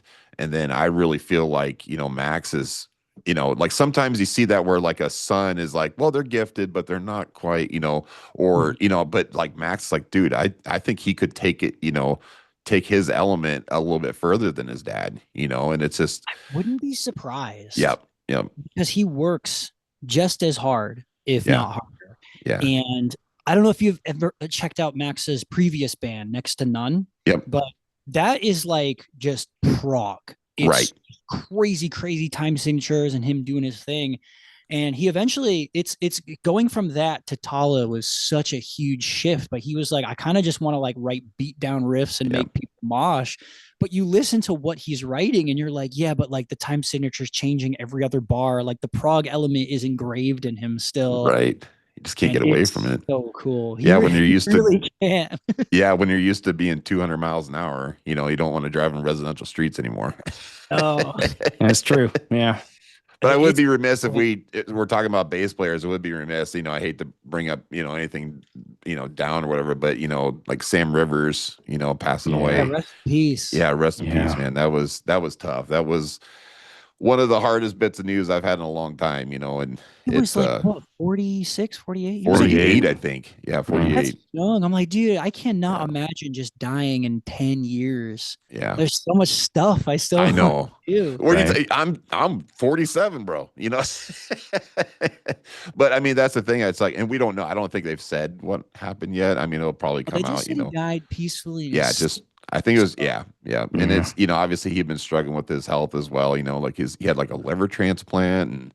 You know, I Yeah. mean, Yeah. it's been tough, you know, and it's, you know, but then I just think about the same thing myself. It's like, holy crap, I was really tough on my liver. You know, I'm dealing with it now. You know, I got autoimmune disorder and all sorts of crap. You know, it's like I partied way too hard, you know, but either way, it doesn't matter about me. But it's like, you know, Sam Rivers, man, again, speaking of good bass players, and probably wouldn't be the same without him. You know, I mean, there's so many iconic, you know, like My Way and all these other, you know, Boiler, you know, all these amazing Limp Bizkit songs that Sam Rivers kind of made that song, you know what I mean? And it's just, he was such a quiet force of that band that I think everybody just obviously everybody thinks of Fred and Wes, you know, and John Otto's an amazing drummer and everything, you know, but it's like Sam was just always like you watch him live and he was just so wild on that bass, man. He just got into it so good and so cool. But yeah, rest in peace, man. That's tough. Yeah. I got to see them twice. I think it was twice in 2023. Nice. And it was awesome. Like every member was so tight and Yeah. they were funny, and they were just like they played all the hits, all the songs you wanted to hear. Like, it was Yes. so cool. There was one festival, I can't remember. I think it might have been Sonic Temple, and Fred comes out and he just goes, "They told us we can't play this song, so we're gonna play it." And of course, it opens with break stuff. Yeah.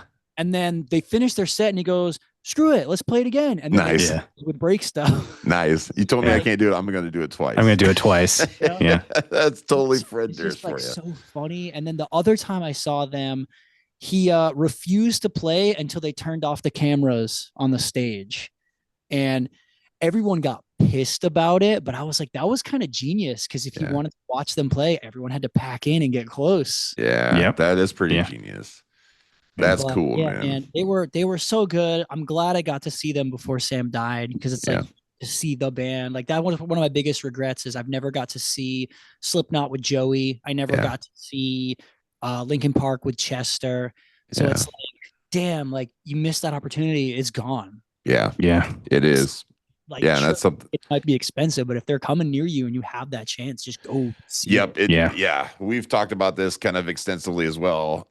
You know, two bands that come up quite a bit, you know, well, one that we've been talking a lot about is Primer 55. You know, we just actually had Joshua Toomey on, and speaking of bass players, and you know, with Jason no longer, you know, he passed away and he's no longer in the band and stuff, and the DRP's taking his spot and everything. But it's just like it's one of those things where it's like, you know, we gotta play with Primer a long time ago, which was super cool to be able to say that. But it's like, you know, it's cool that they're doing this tribute, essentially coming back out and touring in honor of Jason and stuff. And you know, Donnie's a different singer, you know, than Jason, you know, but again, he still does it justice. And so again, kudos to Primer.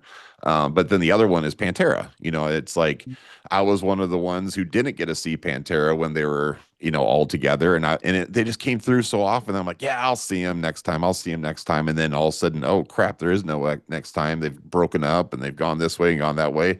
And then Dime died, and it was like, no way, I'm never gonna be able to see that, you know.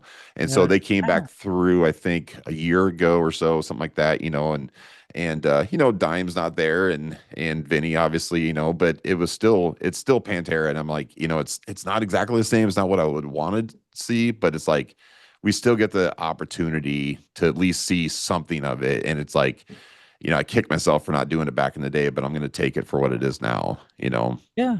Like at Lessons least you learned. like you said, you got to see some degree of it. It's still Correct. some members. Yep. I kind of had the same experience when I saw Chevelle for the first time in 2021. And it was at the time I think it was just 3 guys. Right. But like they were one of my favorite bands since I was like 14 years old. I'm like 31 years old at the time.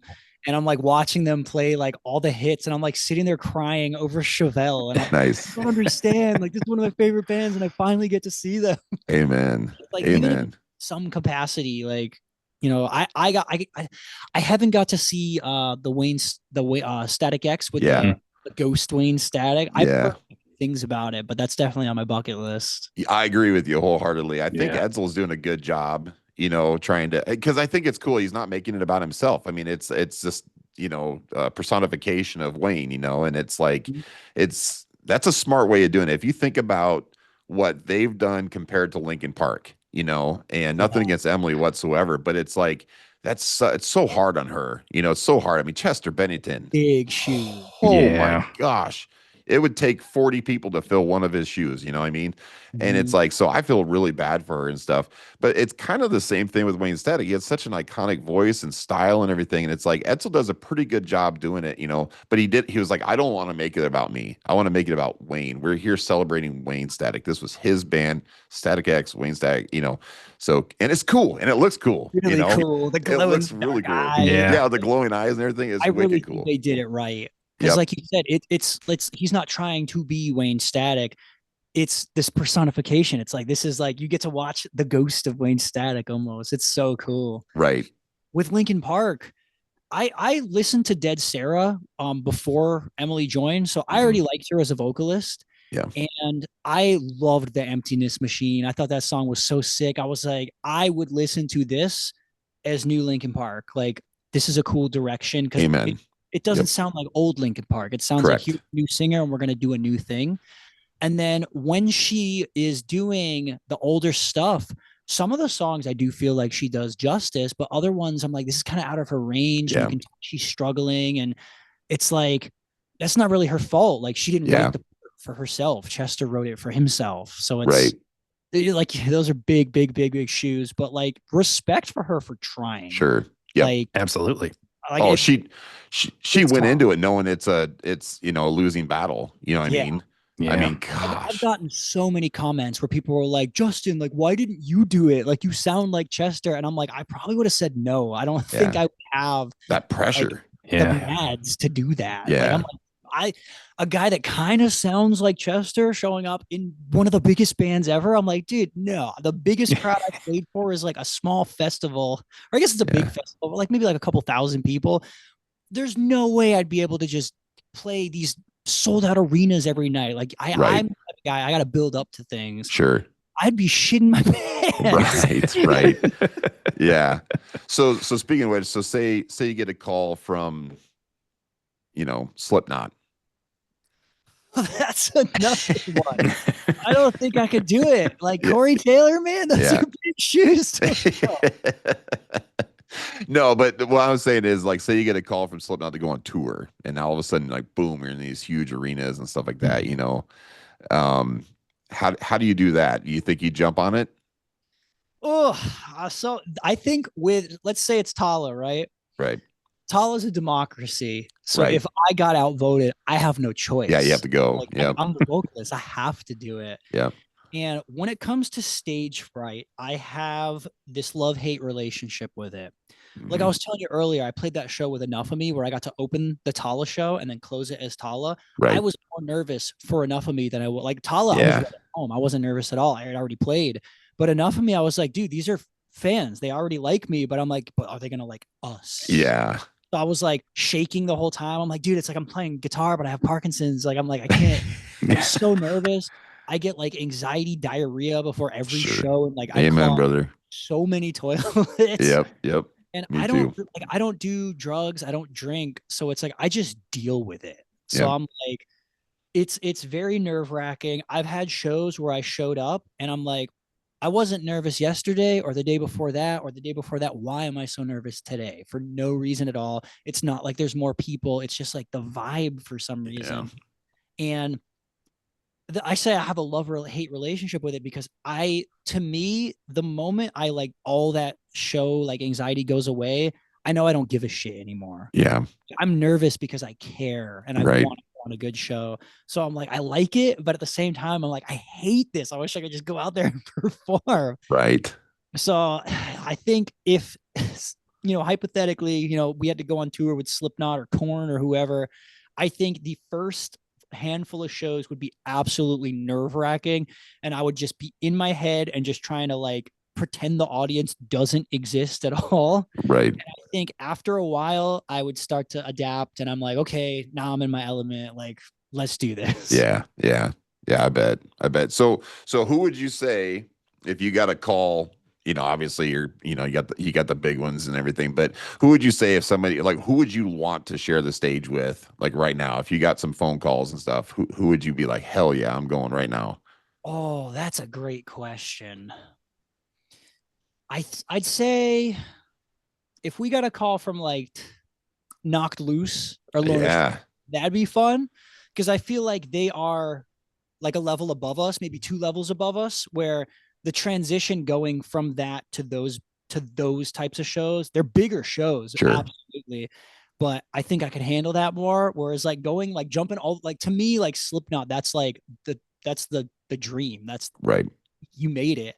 That's a big leap. Yeah.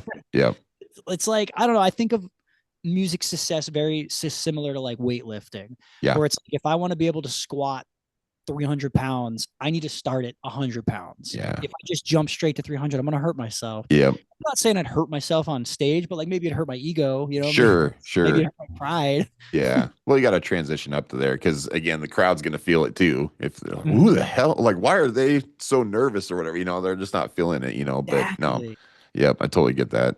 Yeah, the 3 shows we just did back in September, that was the first time I started like mosh calling. I was like, you know what? Like, I've got the stage presence, like people like me, I look cool, I got the chops, like I can sing, but I was like, I don't have good crowd interaction. Yeah. I've always just avoided mosh calling because I'm like, I don't want to look like an idiot if I tell people to like do a wall of death and nobody does it. That's right. All right. Yeah, what you do? They're like, F you, dude. We're here to Exactly. But our drummer Joel was like, he's from the hardcore scene in Jacksonville, Florida. He's like, dude, if they don't do it, just make fun of them. Like, there you go. Yeah. Banter. So I started experimenting with it, and I'm like, I think this is like the next level of Justin. Yeah. Like, he's like, dude, think of funny stuff, and that way, if they don't mosh, they'll laugh at what you say. Hell yeah. Like, no matter what, it's a win-win. So I've just been experimenting with it, but I'm like, the first time I did it, I was like, this is kind of awkward. I don't know what to do. I'm like writing stuff down. I'm like, I guess I could say this.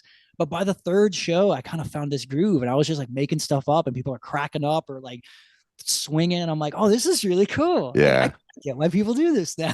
Right. Well, and I think it's just a difference of personality too. I mean, you're a very nice guy, Justin, and I think you don't expect me to be like, kill each other. Yeah, exactly. That's exactly what I was gonna say. It's like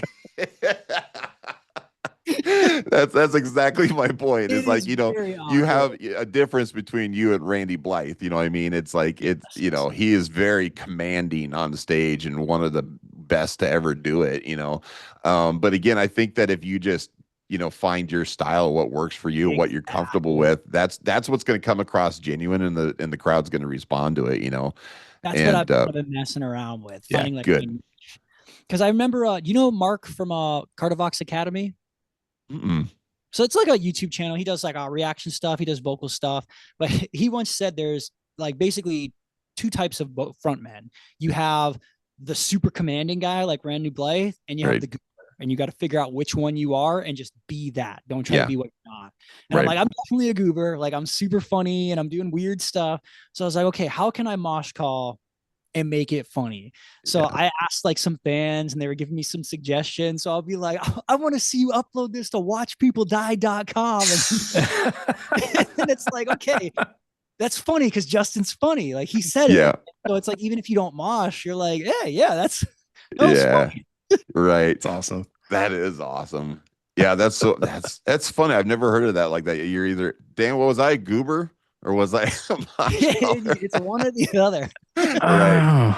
Good question. No, I think you were more the commanding I type. think I was a little bit too. Yeah, not to make this about me, but one of our, I want to say one of our last shows, but it was one of the shows, I'll just say one of our last shows. Anyways, I went down into the pit. That was kind of my thing, is I'd go down to the pit and I get like this whole circle of people to go around me and stuff. Oh, yeah. And one of the people that was kind of managing us at the time, she was like, "That's your move." I did it like one night. She's like, "That's your freaking move. You do that every show." And I'm like, "All right, I'll go do it." And one of our crew guys this one night, he knew exactly when the breakdown was going to be and everything. I get the whole crowd swirling around me. We do the breakdown, just boom. And like right when I go to jump up, my crew guy comes running behind me and jumps on my back and just snaps my knee. And like, boom, just done. Mike goes flying across the floor. Crowd comes bum rushing me and everything. I'm like, oh shit, I'm dead, you know? But yeah, 6 months to recover. I hope you recovered from that. Yeah. I had to have a pretty big surgery on that. I like snapped my tibia bone off, and all my ligaments were torn up, and they had cadaver stuff and blah blah blah. It was insane, but cool story. So whatever. Yeah, don't do that, is what I'm gonna say. Don't do that. Dude, I don't do crowd stuff anymore. I used to like love stage diving and doing crazy stuff, but now that my immune system is just like garbage, I'm like, I don't think I should be doing that. Yeah. So speaking of which, not to bring up anything bad or whatever, but you did do something pretty wicked on stage, and you got arrested for it, didn't you? Oh no. That was like the one time I was a badass and I got arrested. Yeah. Yeah, not to bring up bad memories, but yeah, I saw that and I was like 2019. That was the biggest like just miscommunication and confusion that I've ever think happened in my life.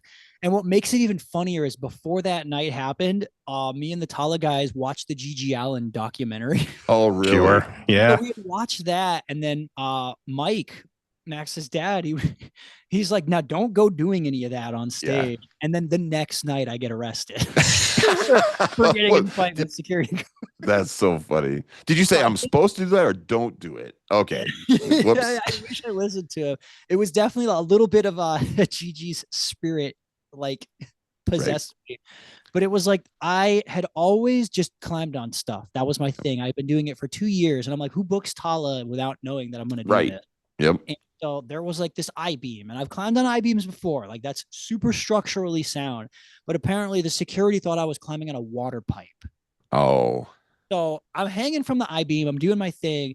And the security, he was wearing a black shirt that did not say security on the front. Oh, okay. He had it on the back. So he comes over and grabs me, and I look. I just thought it was some guy. Yeah. So I ignored him. And then he starts grabbing me more aggressively and like ripped my pants off. So I was like, oh, this guy's trying to fight me. So I kicked him in the head. Then he yanks me down and like slams me into the wall. And Max starts whipping drumsticks at me. So I grabbed one and like back fisted the dude with it. Holy crap. My God. Chases me across the stage and then ends up like we roll into the pit and everyone stops playing. And I was like, dude, people are filming this. I'm just going to keep doing the vocals. Yeah, so I just finished the song. He lets go of me. So I was like, okay, clearly that was just some crazy drunk fan. I'm safe. I'm good. I go back on stage. We start doing the next song. Then the security guys with the yellow security, like these are clear security guys, they show up. I thought they were going after that guy. Yeah. I was like, nice. They're going to remove this guy. But they start escorting me out. And I'm like, oh, I'm in trouble. What did I do? And so everyone's still filming. And then I just went full, just like be in a douchebag mode. And like, I spit on one of those guys. And then they bring me outside and they like have me pinned to the ground. But I've been doing martial arts since I was 19. Like nice. I have done 3 different martial arts. So I just keep getting out and I'm like, you guys suck at this. And like happened to be walking by. Oh. And goes, what's going on here? And then they're trying to explain it. And I wasn't arrested yet. And I didn't understand that. He was just removing me from the situation so the cop could figure out what was going on. And they were going to let me go. Like, it was just like, oh, this is just like a bar fight. It's a bad night. Like, but the cop asked me what my name is. And I told him it was Carl's Jr. So that's why I got arrested. It's because I gave the cop a fake name, and that's like an M3 misdemeanor. It's like almost a felony. You can't lie to the police about your name. So they booked me for that, and then they slapped on the whole incident in the venue, and I ended up having a lawyer that got it all reduced to just misdemeanors. So it was just like 2 counts of disorderly conduct and 1 count of harassment. But like I spit in the dude's face. It could have been assault with a deadly weapon. I could have went to jail, but they just were like, no, this guy's just like in a band and he had a bad night. Just leave him alone. So yeah, I'm thankful for that, but I did get to spend 16 hours in jail. Wow. That was fun. I got to hang out with an actual crackhead who like got in a fight with his girlfriend and like busted his arm on a lamp. So he's just in a cast. I got to hang out with a guy who sells crack, and his bail was $250,000 because he had a bunch of unpaid child support. Oh no. My goodness. And there was this like hillbilly dude who got in trouble because he was having a party and he pulled out a shotgun on somebody. So that was wild. I was like, yeah, great experience. Never want to do it again, but glad it happened. That's right. Amen. Where was this at? This was in Lancaster, Pennsylvania at the Lizard Lounge. Okay. It was wild. It was very fun. And then more miscommunication happened because I had taken off my shirt during our set. So I'm in jail without a shirt. Oh wow. Okay. I got the blanket wrapped. I didn't have my phone. I didn't have my wallet. And I didn't have, it's 2019 at the time. Nobody knows people's phone numbers anymore. Right. So I didn't have anybody to call. And when my band came to pick me up the next day, the police station got confused and said that they released me. Oh no. Oh no. Transferred me from the holding cell in the police station to the county jail. So my band thought I was just walking around Lancaster shirtless without a shirt and without a phone and without any money. But really, I'm just sitting in jail. And honestly, I got lucky because they allowed me to call a bail bondsman, just like the one that like is typically there. And he wasn't going to do it because he's like, well, you gave the cop a fake name. I don't know if you're a flight risk or whatever. Sure. My band was walking around looking for me and happened to walk in front of this guy's house. And he goes, are you guys in a band? And they're like, yeah. And they're like, is your singer in jail? And they were like, yeah. So they vouched for me. And that's wow. And he bailed me out. Wow. That's wild. Oh my God. That is wild. What are the chances? Crazy. That's insane. What a story though. Yeah, no kidding. I get to tell that story forever. And in what is it? Is it 10 years for stuff to get expunged? So yep. By 2029, we'll be good again. We're on, baby. Bring on the fights with the security guards. I used to be very unhinged on stage. There's this one show, we have footage of it, but we haven't released it because we want to make sure it passes, what is it, the statute of limitations or whatever. Sure. Yeah. Yep. So it was in the Viper Room in 2018. Oh, nice. I just got completely naked. For whatever reason, they didn't shut us down. It was like a 21 plus venue and they just let us play the set with me naked. That's crazy. They called the cops afterward, and it was so funny because I had like it was like a foot injury. At the beginning of the tour, I went and tried to do like a front flip off the stage, but I had like my headband over my eyes, so I couldn't see when I landed, and I landed funny. So I had this really bad limp the whole tour. And so I was talking to the door lady. It was a weird venue where you had to go downstairs to go out. And I was talking to the door lady all night because she also was on crutches. So we were kind of bonding over us having these leg injuries. And so after we got off stage, I put my hoodie on and I climbed down the stairs and I'm like, hey, how do I get out of here? And she's like, oh, you go that way. Some idiot upstairs was just getting naked and like ruined the show. And we had to call the cops. And I was like, oh, I hope you guys get him. And just like RV as the cops are coming by, and I'm just like, ah. It was pretty crazy. That one, I'm surprised I didn't get arrested. That's funny. That's awesome. I've outgrown that. Luckily, I've Sure. matured, Matured a little bit. That's right. A little bit more about the I have music. issues with security guards and just like, I was like, I'm gonna do this, and you're not gonna stop me. That's awesome. I prefer to just tell the stories now. I don't need news stories. That's right. Right. Yep. Yeah. Yep. You kind of start like getting a little bit more experience underneath your belt, and you're going, I got responsibilities now. I'm matured a little bit. I don't like jail. And it's also like, when I look back at it in hindsight, I'm like, that could have gone so much worse. Right. So, and I'm glad it didn't. I'm grateful that it didn't. And I'm like, man, if I continued down that path, eventually it would be worse. And then maybe I'd mess with the wrong dude and get shot. Like, I don't know. Right. Right. Yeah. Count your blessings for sure. That's for sure. So you guys are about to go on tour again with King 810, right? And I'm sorry, what was the name of the other band? I'm sorry. Filth. Filth, that's right. I was like, Filter. No, it's not Filter. I was like, it's something like that. Check out, if you haven't heard of Filth, check them out. Okay, sure. I'm gonna do that. I'm gonna write that down. They're like nu metal adjacent, I guess I would say. The vocalist, he does rap and he does streams, and like they're very groovy. We played with them on Summer Slaughter, so we're doing like a I guess it's like a co-direct support where like we're gonna flip flop who the opener is like every other night or something like that. That's cool. They're really cool guys. Nice. Have you ever gone with King 810 though before, or? No. There were like 2 different shows that we were supposed to play with them, and each time, like throughout our career so far, they just never happened. Yeah. And we have the same producer, so they went to the studio after we recorded the Primeval album, and Josh was like, "Yo, you got to check like out what Tallah just did," and they really, really liked it. Yeah. And they actually ended up doing like a live album after that, which is really cool. If you haven't seen their new stuff, it's like they recorded the whole thing in front of a live audience. Nice. It's really interesting. And the songs are pretty cool too. Yes. Yeah. But they just hit us up and were like, "Yo, you want to hop on this tour with us?" And we were like, "Absolutely. We don't have a booking agent right now. Let's do it." Oh yeah. That's cool. And how long are you guys going to be on tour with them? I think it's October 31st to November 25th or 26th. Okay. So about a month. So just about the right period of time. Just when you're starting to get sick of it. Yeah. I get sick of it after about 4 weeks. Yeah. Yep. I hit that 5-week mark and I'm like, I'm ready to go home. And then we did a 10-week tour with All That Remains. And it was like by week 6, I was rejuvenated and I was like, let's go for another tour. Yeah. Yeah. But yeah, that was, I'm excited for that tour a lot.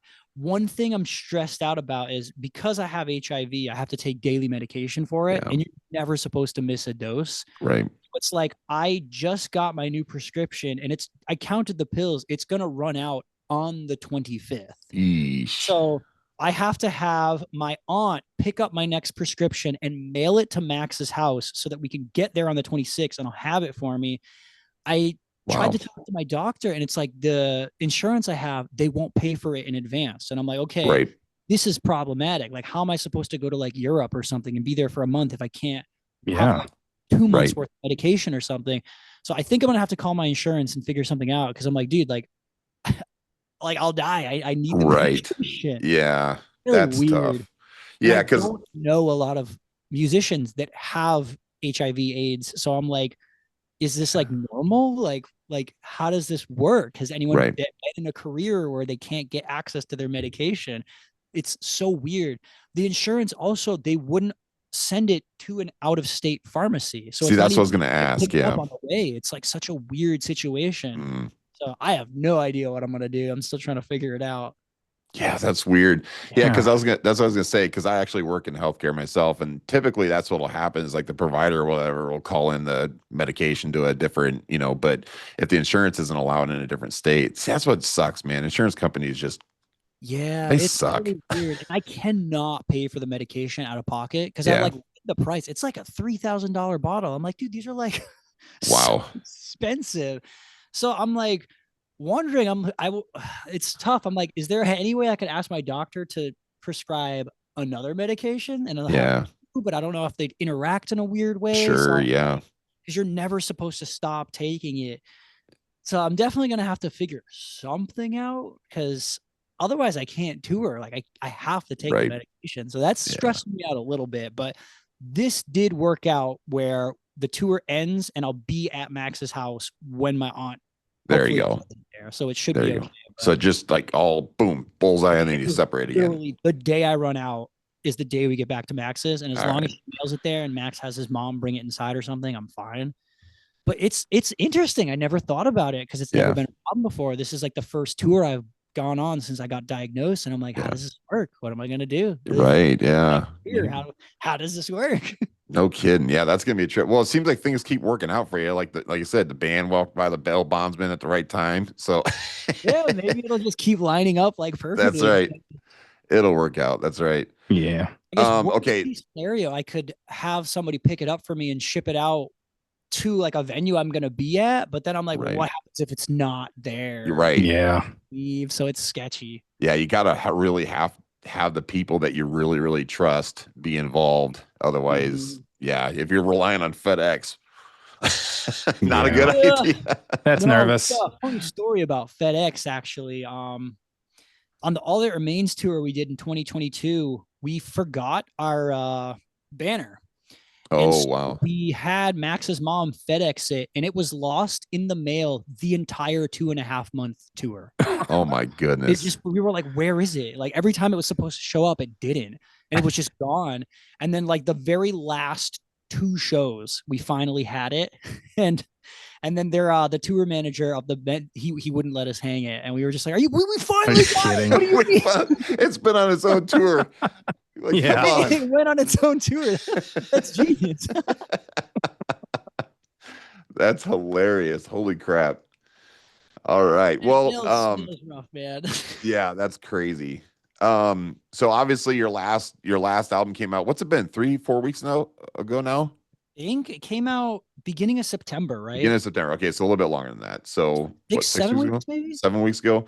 So first and foremost, I love it. Like I said, that Augmented song absolutely blew my mind. There's not a bad song on it. You guys just absolutely rip, and I freaking love what you're doing.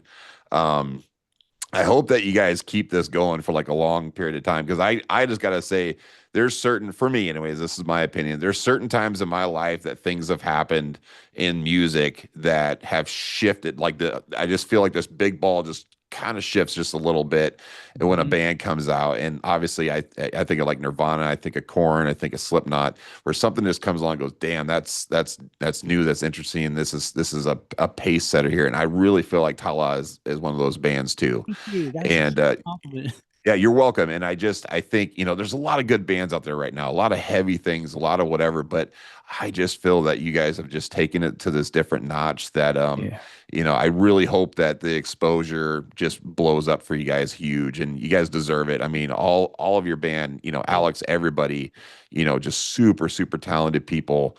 And I really hope you guys come through here too. I'd love to meet you guys in person and stuff. And see if we're coming through on that tour. I'm curious now. Yeah, I think I looked. I didn't see that you're coming through Nebraska, but I mean, this is the old dates. Yeah, it looks like we're skipping it. Yeah, it goes from like South Dakota to Washington to Oregon, California. Oh, we are hitting Oklahoma City, but that's not. Yeah. Yeah, no Nebraska this time around. No Nebraska this time around. But next time you have to keep me on the speed dial there and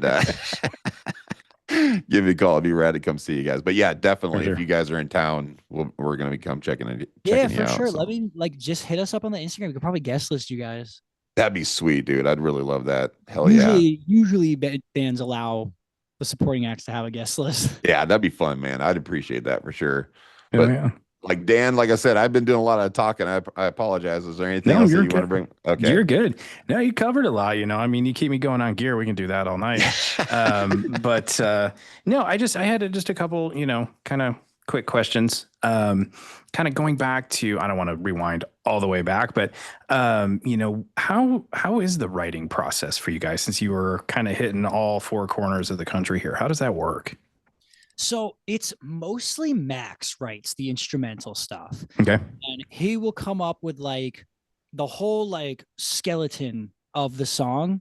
And then he will send it to me and I'll write over that. And sometimes I'm like, I can't figure out what I want to do over this chorus. Like it's just missing, because Max is very like kind of sludgy and chromatic about his riffs. And I'm like, there's not a melody. Like I'm not attached to this yet. So he'll send it to Derrick, and Derrick will add like leads over the chorus or like change the chorus a little bit and then send it back to me. And then I'm like, okay, now I can write over this. Like now I see where this is going. But it's pretty much like mostly the three of us. Yeah. And with this new album, Max, like he programmed all the drums and then sent it to Joel. And then Joel just learned it like beat for beat. Wow. Played it in the studio. And Max was like, wow. So like anything I program, you'll just learn. And Joel was like, well, hold on a second. Slippery slope. Yep. Slippery slope. But yeah, I mean, I've that's kind of how it's been with any band I've ever been in. It's usually like two people are doing the majority of the writing. Yeah. And then everybody else is kind of just like, once you get into the studio, they'll add their flair to it. But I feel like when you have like a whole band of people writing, it's too many cooks in the kitchen. You never figure out like what you want to do, and people start stepping on each other's toes. When it's like two people writing it, I really feel like that's what makes the band shine and sound cohesive. Yeah. The special sauce to that is when one of the writers dies. Like, the band sounds totally different. You know, like old Slipknot, like it's just like not that they sound bad, but the band completely changes once the main writer is gone. Like even when Mike left Dream Theater, like they sounded very different after he left. Correct. Yeah. And I mean, I think too, you know, technology, you know, in terms of, you know, home studios and such has evolved to a point where one person can do it all. And, you know, it's crazy. I have my whole studio right here. It was so, like I said earlier, we Enough of Me just finished recording our album. It's so different because I was so used to the way Tallah recorded albums, where it's like we would go to Josh's studio in Michigan and like live in a hotel room for a month and go to the studio every day from like 12 to 8 and just sit around. Whereas with this album, I did it all myself. So I'm like, yeah, just come over and track your parts and then go home. So it's like, we kind of recorded the whole thing in like a week. And I'm like, this is really weird. I'm not used to this anymore.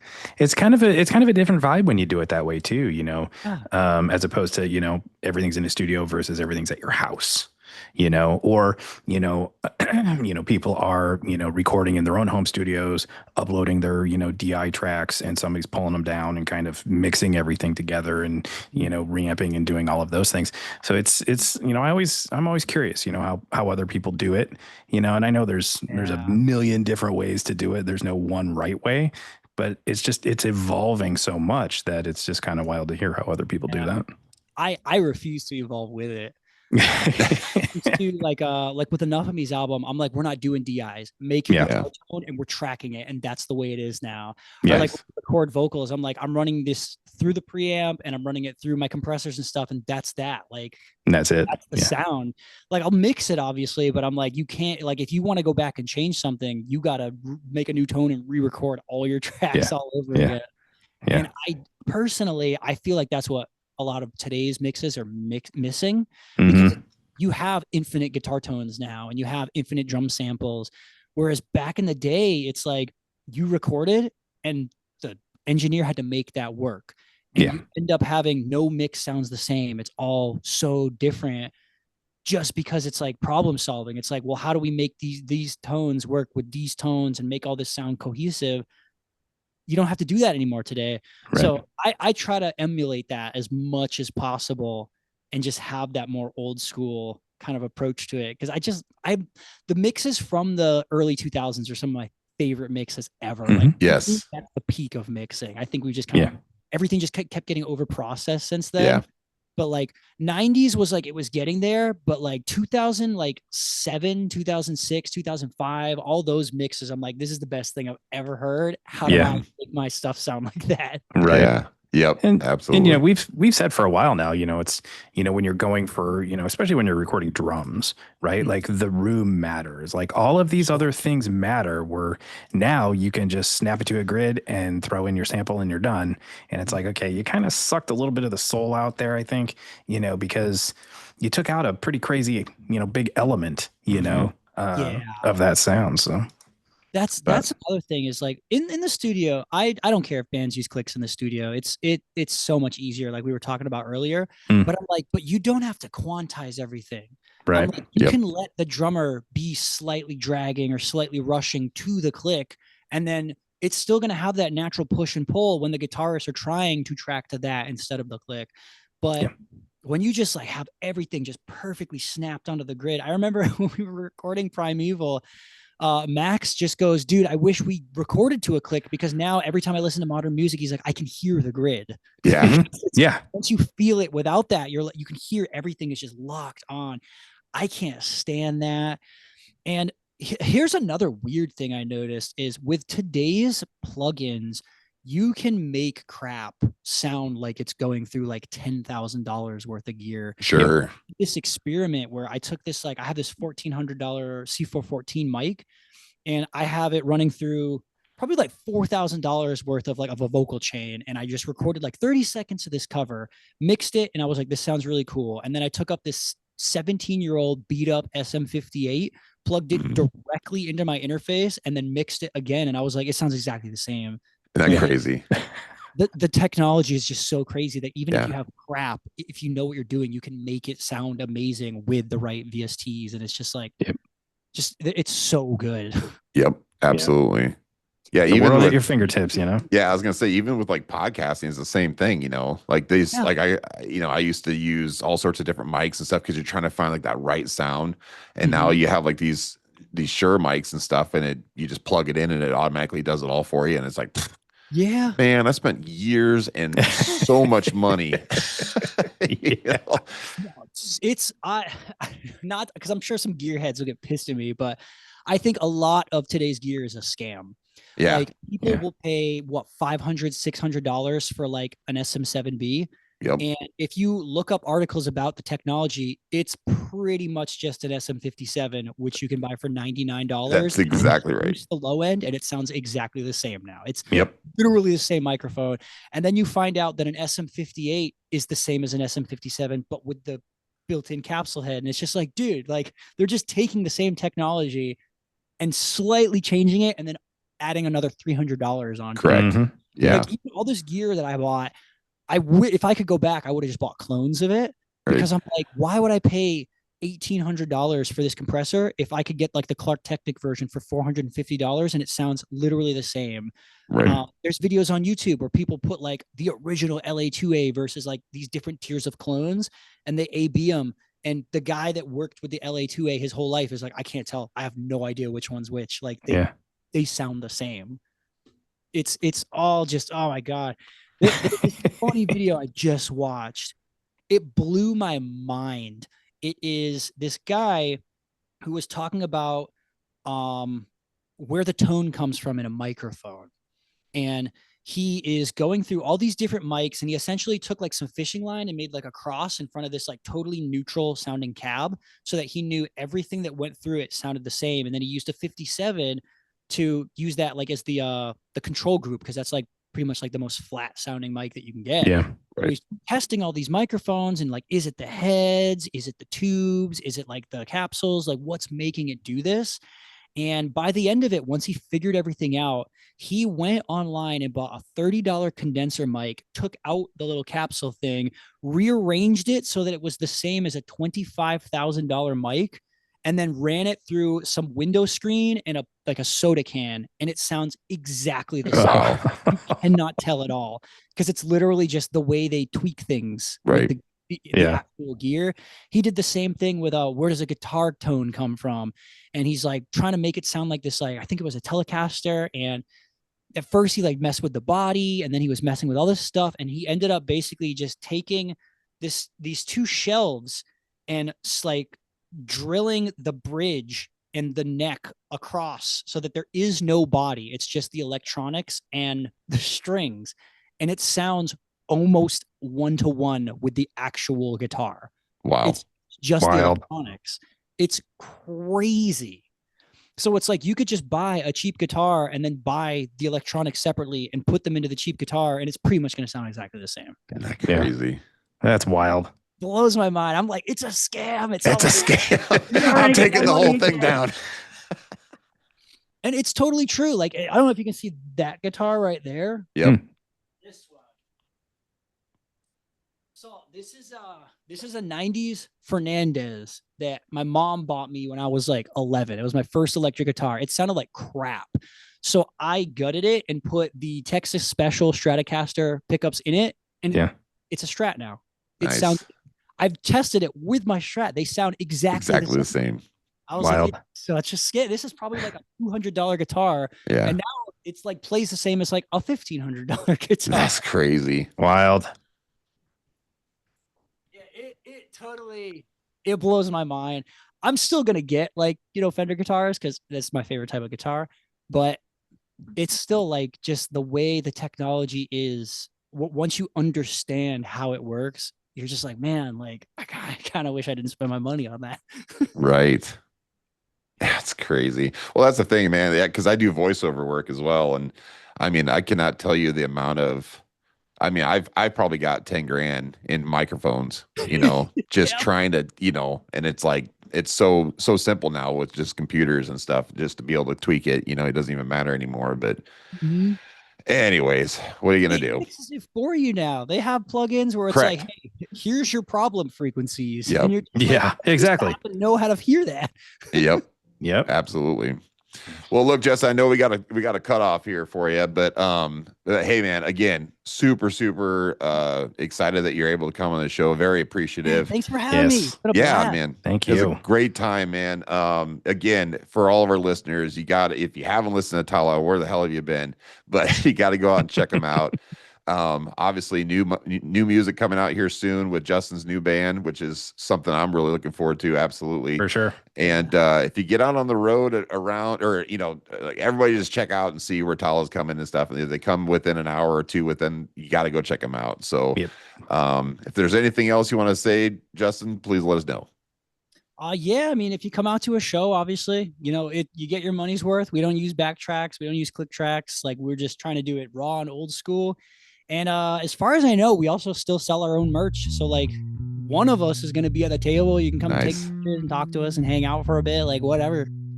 Hell yeah, dude. That's awesome. Okay, again, I appreciate all your time, man. It was good meeting you, and good luck on the road. And we'll hopefully talk to you soon. Yeah, thank you so much. I'll catch you guys later. All right. Sounds good, care, man.